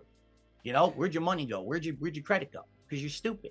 Because you racked it all up because you're a dummy. You know, so I'm hoping that through me expressing this stuff now in the current day with my content, I can take bad experiences that I had in the past and turn them into positive ones and teaching moments for others. Right. Because it's striking a balance. Because exactly like that. It's almost like you're. What you're saying is, hey, look, you know, don't sink all your money. He's like the nostalgia critic. He pulls so you don't have to. Into this, that's what's going on. But at the same time, the thumbnails will be get in a 6-star wrestler on the first go. So you can see where there may be by bringing this thing that was very much private, that you very much confessed to and you very much opened up about, which is commendable, bringing it to the fore. You can see where there might be the risk of a of the message not quite getting the message that you want to send, not quite landing. Fair enough. And you know, and that's part of the YouTube game. You got to do the catchy thumbnail. You got to do the catchy title. I would hope that the people who are watching it are watching more than 5 seconds. Bro, you made literal merchandise that he is wearing right now and he was wearing during this podcast, the Philomania thing. He legit wanted to monetize his addiction. Of it, but then again, you don't know because that's... It's not a fucking PSA.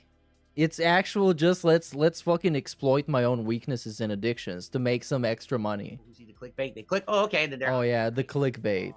But yeah, no, that definitely, that is a good message. I'm glad that you brought that up. I'm gonna be sure moving forward as I'm playing this game that I'm emphasizing this with the audience. I want to emphasize as I plug my merch based on my addiction. This is not the road to go down with your life, with your money. This is something that I now have learned from and I've improved on. And other people should learn from my mistakes. Fair enough. I don't know. I just don't know whether it's like over here we've got bookmakers or bookies or gambling houses in the UK where they're all sponsored. They all have messages on there by anti-gambling charities and such that will say like when whenever there is a bookies in the UK, there'll be somewhere within the bookies that will say when the fun stops, stop. And it's kind of a joint message to like come in and have some fun, but also, you know, be gamble aware. That's the company I needed, gamble aware.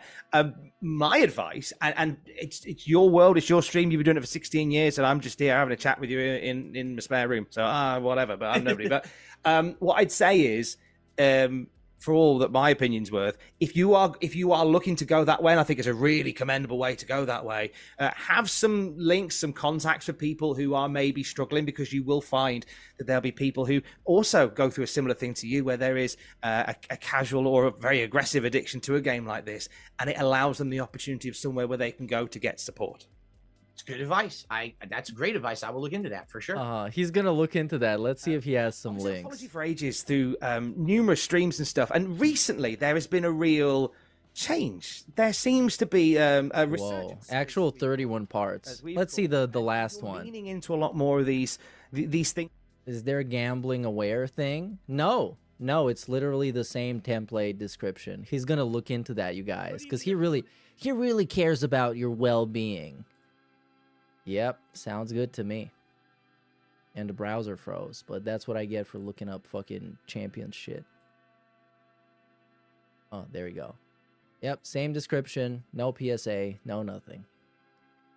That before you would have rallied against or completely denied, inviting detractors and documentary makers on your streams, and obviously playing the game that was a secret for so long.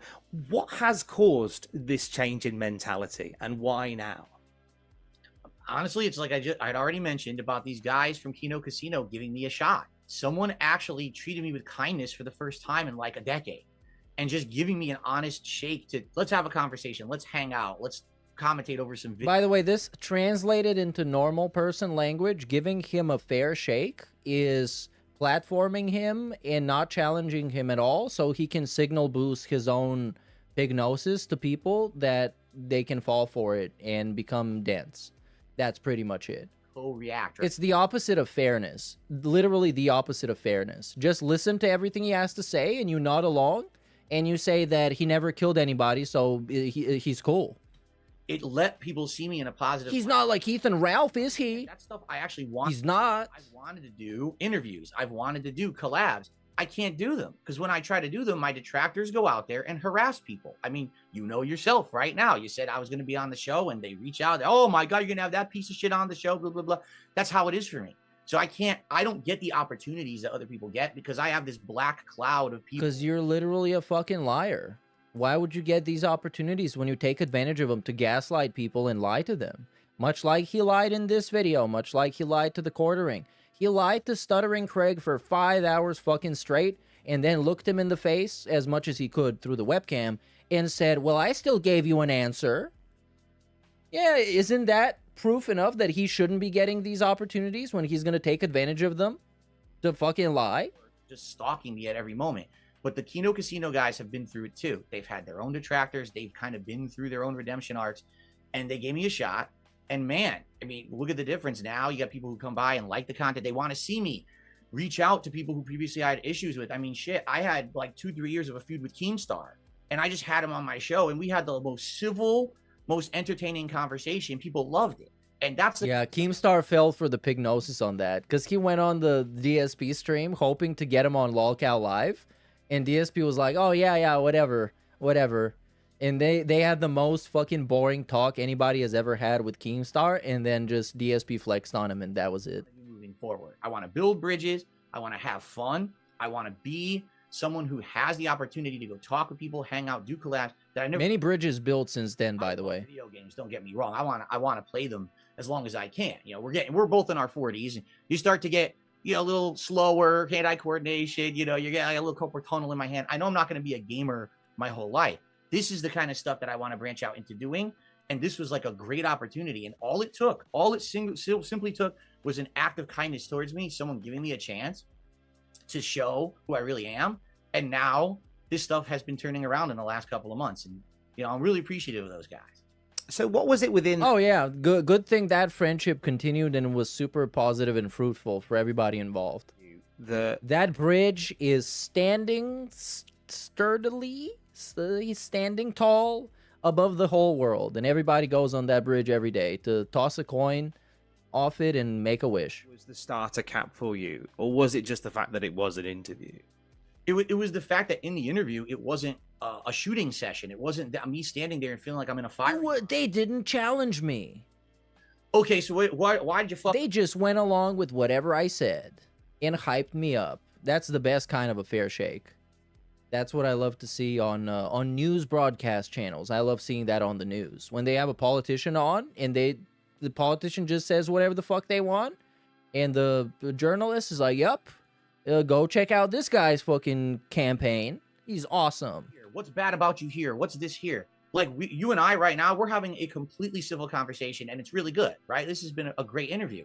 People wouldn't give me this chance previously. It would be, we want you on just so we can just talk shit about you for 2 straight hours, right? It's like, I don't see what the meaning of that is, right? And these guys had me on, and yes, we talked a little bit about the drama stuff, but then we were watching clips together, laughing, and just given that chance to shine and show my personality through worked. And we were like, oh shit, Phil's not the devil? No. Like, you could have come by my stream and checked it out, but most people, they're only... What? Phil never murdered anybody or trafficked children?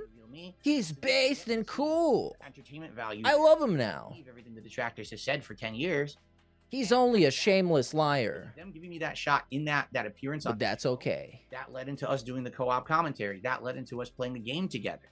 And then I did an interview with the guy who runs Kiwi Farms, a website that infamously has been posting up awful things about me and my family members. So it just keeps rolling. It's like, wow. Oh yeah, that interview. one person took the shot and gave me a little bit of kindness. Or he said he disowned. By the way, the family man Burnell, this guy, his family is the most important thing for him, and he said he disowned his wife's sister because she was too shameful to be a part of the family.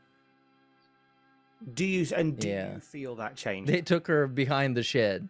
I do, but the thing is, as I've said many times in life, it's fleeting. Like, this is how my life has been since I've been on YouTube. It's kind of like there's a high, and then it peaks, and then there's a low, and then there's a high, and then there's a low. Right now, I'm kind of in the middle. Like, I had a high like a month ago, and then those guys actually went on vacation, and now I'm strong. I'm trying to do content on my own. I've had a couple of weeks where I haven't really had many interviews or anything going on, and then things slow down. But ultimately, what I'm hoping is that things will pick up. I actually have people who are very interested in coming on my show for interviews over October. Oh, this is a great moment here when he just admits that his high was just because the dudes propping him up were there, and now the low is when they're gone. That's how you know he's doing great for himself, when he's constantly has to be dependent on other people for his own success. Doing more stuff with those guys in the future once they come back from their break, and then things will pick up again. And that's the yeah, for sure. This business is. Yeah, that's what happened, as we know. You know, you can get those high. You know, doesn't always have to be high all the time. But it's crazy. Like, when it started to happen, at first I didn't believe it. You know, you kind of feel like you're being set up or something, right? Like that. Like what people were saying was, you're like in the movie Carrie, where they're going to put you on stage and then they're going to dump the pig's blood on your head because you've been the whipping boy of the internet for 10 years. Maybe these guys are just messing with you. Oh, yeah, that's why he cried and trauma dumped in the DMs. That's exactly why he did this, because he was scared that at some point they would turn heel on him at WrestleMania and hit him with a steel chair. So he kind of ended up hitting himself with a steel chair. Like, he had a guy from the opposite faction come out, and they both had a weird promo together where DSP was trying to turn face, but then he just took a steel chair and hit himself in the face with it repeatedly. That's great. They should do that in WrestleMania this year to get those tickets up. Oh, that's going to sell so many tickets. An amazing positive experience. And at first it's kind of like, whoa, people like me again? People are actually coming by and watching and supporting? Like, ooh, it feels so weird. I've been in this isolated bubble of just my hardcore fans for like 5+ years. And now to see some popularity come from outside of the place. People are actually finding my channels on YouTube again through YouTube search. They weren't even able to do that. Oh, yeah, that was a thing. Remember when you could find his channels on YouTube search? Now you can actually type that in, and my channel comes up. Whoa. Look at this. It's DSP's channel. Again, to people who might be interested, that's a really awesome thing. You know, it's surreal, but I have to get used to that now. You know, it's been a long time. I've been kind of like in this, just like conditioned to think that I'm always going to be stuck where I am, and the possibility that I could actually change or grow now is actually a new thing that I kind of have to get adjusted to. So obviously we've mentioned interviews and such like that. What else is something that you'd like to be doing on in the YouTube space with what looks like a resurgence continuing onwards? Man, for me, I have not just wanted to be the one-trick pony. Like I said, when I play games, I play a lot of games, right? I play a variety. I want to do more than that. I want to be someone who can like reach out and have a meaningful conversation with someone from any walk of life. I think that would be awesome. Just to have. Yeah, but those are boring and they're all about you. Like, he had fucking Craig on to talk about himself. He had Wings on to talk about himself. He had Keemstar on to talk about himself. He had Tolomeo on to talk about himself, and he's appearing on this podcast. Of course, well, he is a guest here, so of course he's going to talk about himself. My show, just to talk about stuff, whether it's gaming or whether it's not, you know, just to find out common connection. I've always wanted to do that, but people wouldn't touch me with a 10-foot pole because of the negativity and the detractors. So hopefully now with this change, I'll be able to branch out and do more stuff like that. I don't just want to do the gaming forever. And I feel like now that I have new eyes on me, I'm able to do that. You know, I'm clipping my content. I'm doing different stuff. Yep, that worked out really well. So that's the key. It's my favorite to DSP saga. A personality and someone who gets into the DSP success arc. I think that's the future for me, at least at this point. The word detracted is a really popular one in the Dark Side Field lexicon, and I think that for every time that I've seen content, detractors have been mentioned. Do you think with this new mindset that you've got, is there some validity to some of the negative opinion that has come from detractors, and if so, what would you like to do or say towards them to try and turn that around? Well, here's the thing, because there's different people out there, and when I say detractors, I want to make this clear. This is not a person who just like wants to laugh at me or make fun of me at a meme or something. That's a normal person. I think everyone has done that, right? Everyone's seen the incident. Everyone's seen a Dark Side film meme. Oh, remember how he went crazy on people on Reddit who are the definition of what he just described? Those people, they just scroll in Reddit and they see, whoa, it's a clip of a weird old guy being terrible at Mario Kart. I'm gonna laugh at this. Yeah, remember that? He was very happy about those people and really accepting of them taking him as a joke. When I say detractor, I mean these people who are so hyper-focused on doing every little thing they can to make me look bad so they can benefit. You know, like I said, it just came out recently. One of my detractors was making between $5,000 and $6,000 a month just making negative videos about me on YouTube.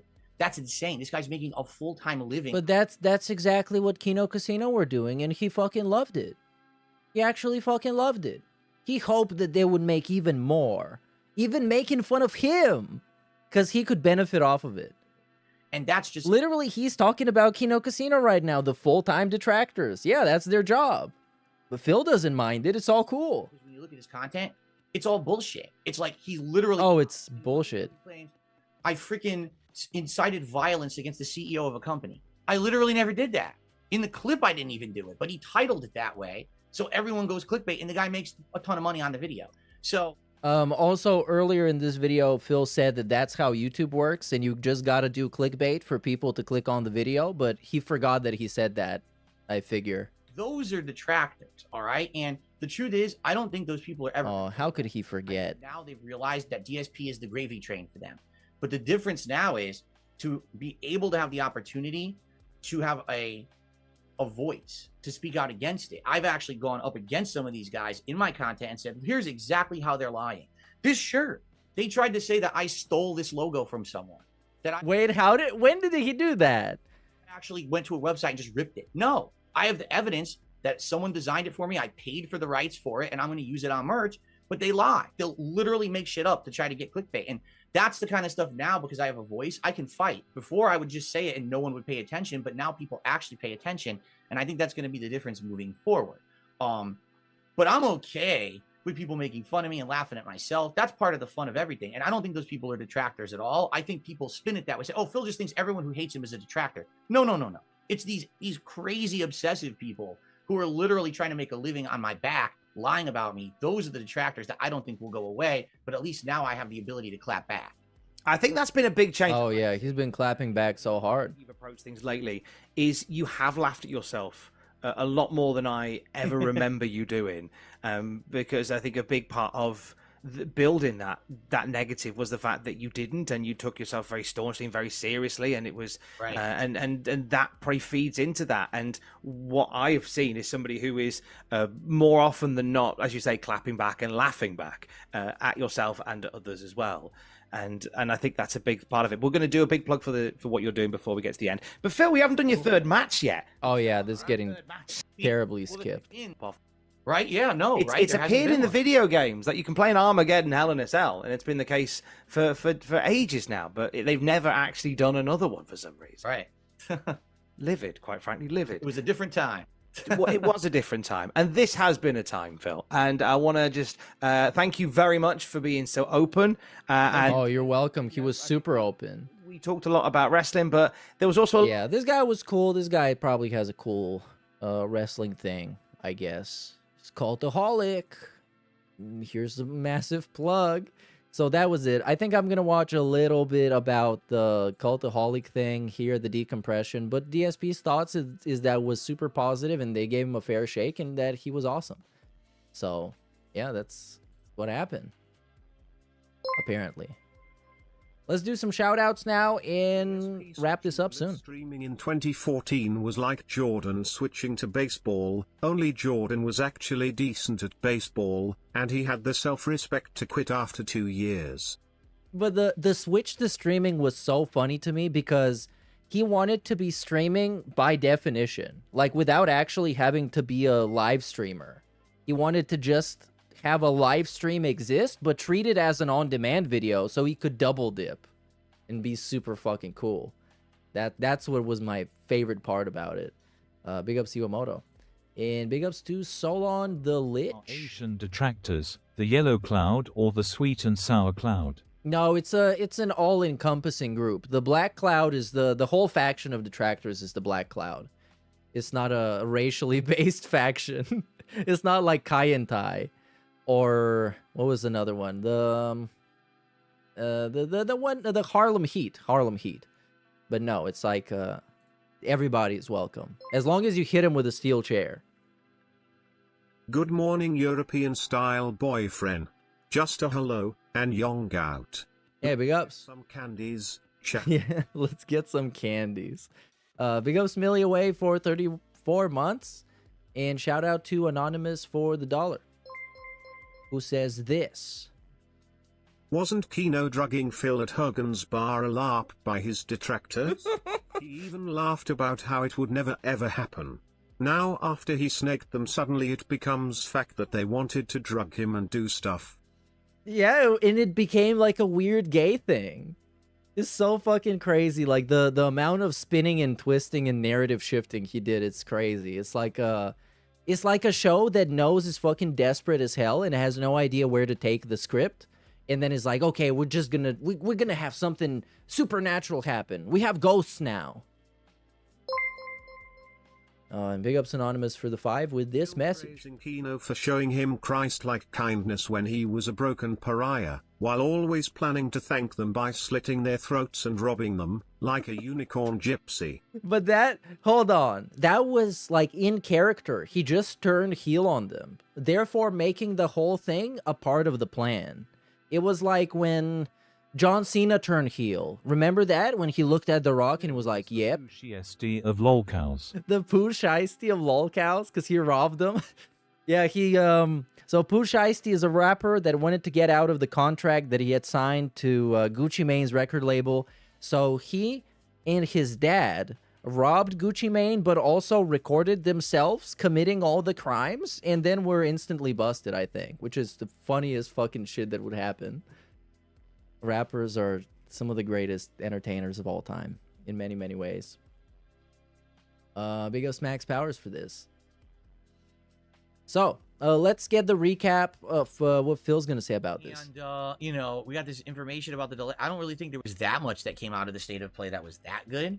Back some of these clips to things. Like, we can watch the trailer for podcast and video things. Like, for example, you know, I think it's like Spotify and all those, like the audio-only podcast areas. That's where you can get their content from. But they basically said today, for their patrons only, they're going to post up the interview. And then it's going to go live for the rest of the internet on Sunday. And that will be audio and visual both. Okay? So, unless you want to become a patron of theirs, you're going to have to wait until Sunday for it to go live. No, I don't think I will. Just listen to it on Spotify. I didn't want this. Okay, so here's bullshit. You know, every single time that I try to do something different, it's more bullshit. So there you go. I'll just restart and see what happens. How was the podcast? Oh, so let's talk about it. So this podcast that I was just on, which is called Desert Island Graps on Cultaholic, will be live for patrons today on their Patreon, or you can wait till Sunday and it'll be like public on their stuff. Basically, it was 90 minutes. During that time frame, we talked about 3 big wrestling matches that I thought were some of the best ones that I could remember to talk about that I really like. Plus, we talked about my history. We talked about me growing up, getting into video games, getting into wrestling, getting into Street Fighter. We talked about me as a YouTuber and my history as a YouTuber that's infamous with the hate that I get. We talked about my detractors. We talked about all the recent things that have happened and changed for the better in the last 2 months, right? Me kind of fessing up to bullshit with the stupid WWE. Bullshit? All that stuff. Fessing up to bullshit. So it was everything is just everything he talks about is aimed to somehow deceive you. Like, his entire language and way of expression is made to bullshit you. He is a born bullshit artist, and he is so fortunate. Well, not him. We are so fortunate for a massive group of people to exist that is dedicated to following up all this fucking trash, nonsense, lies, and bullshit, and recording it and writing it down for it to be immortal on the internet. And when he goes away from the internet, those same people will compile all of that information and will build the story of Darkseid Phil's life. I think that's fucking great. That's poetic justice. I would say. Because that's probably the only kind of justice he will ever face, let's be honest. Was anything actually new talked about? Not really. It was pretty much a lot of the stuff, if you're a fan of mine, you're already going to know about it. It's not like new stuff that's being covered or anything like that. But for, you know, for a new audience who only has heard about me through negative memes and the like, it might actually do wonders. It might bring some people over, I feel. Oh yeah, all those wrestling fans that are gonna watch the things that non-wrestling content from Darkseid Phil, because they spent, by the way, again, they spend this podcast about wrestling that is an hour and 21 minutes long. It's feature-length movie style, and they spend the majority of it talking about This Is How You Don't Play, him jerking off, and him being addicted to mobile games. So I don't think that a lot of that's going to resonate with the audience of Cultaholic Wrestling, a wrestling-themed show for wrestling and wrestling fans and wrestling content.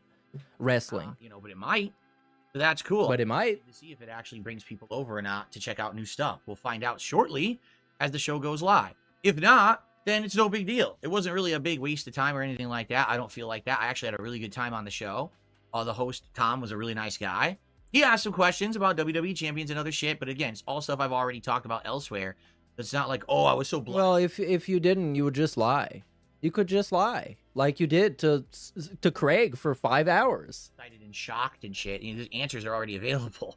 So. And then he would say, well, bro, you lied to me. And you would goat laugh and be like, yeah, well, whatever. I answered your questions. A big deal for me. Trying to find a good color thing. Flowing River, maybe? And actually thinking about this, his setup hasn't really changed much since then. From all this talk about how Asmongold gave him the opportunity to upgrade his setup, this shit is like the same, if not worse. First of all, the lighting situation, like here, he had actual decent lighting. His face looked like, well, as close as you could get to a normal person face. His skin complexion, even though it's ghoulish, and you can look at what color his arm is, definitely lacking some vitamin D. It looked like a person. And here is like, what the fuck is going on? What's going on? The light is all over the place, just flashing lights. It's essentially the same setup outside of these shitty tables in the background that were actually like we're at a fucking, like a carnival. River's pretty. Go with that. It's a flowing river on my keyboard and mouse. And it's not even like 2 years ago. Okay. All right. So, yeah. So that's coming this weekend for those who want to watch it free. I doubt many of you are going to go on their Patreon, right? Why not? Dude says they're bringing Dino Crisis. What kind of a comment was that? I doubt many of you are going to go on their Patreon. Blah. I mean, I doubt many of those people are going to go to your Patreon. At least on their Patreon, people get content. And it's not just another paycheck for a guy who gets 5 paychecks, including a daily one. To the PS Store, would you ever go back to it? I don't know, man. It's like they try and make content for the people that pay them money. Not too far in it. I will say this: if we're gonna do it, we gotta commit to actually playing it, because the last 2 times I played it, you know, I didn't spend much time on it, and then it basically didn't really go anywhere. You know what I'm saying? Like it just kind of like ended, and because of that. Oh, now we just get bullshit. So I think that's it. I actually think that's it for today. That's pretty much all I wanted to do. And we got to listen to this that turned out to be not completely worthless. So next time, I think we're going to do the Tolomeo thing. Next time is going to be next week, because from tomorrow onwards, I'm going on a Easter-style vacation to spend my Easter in a very positive and interactive way with my loved ones. And I hope for those of you who also are Orthodox Christians, you have a nice one. If you had your Easter already last week, you can just have another one. Like, it's not a big deal. Just celebrate. Just have some fun. Make some extra pulls and put on your best Philomania merch. But before I'm out for the weekend, I will see you on That Being Said in 3 hours. 3 hours and a half from now. When this stream is out, you're going to get redirected there. Just smash the notification thing so you can get notified. And I'm going to see you next time. Keep it flat. Stay sway. And y'all out. I'll say gout.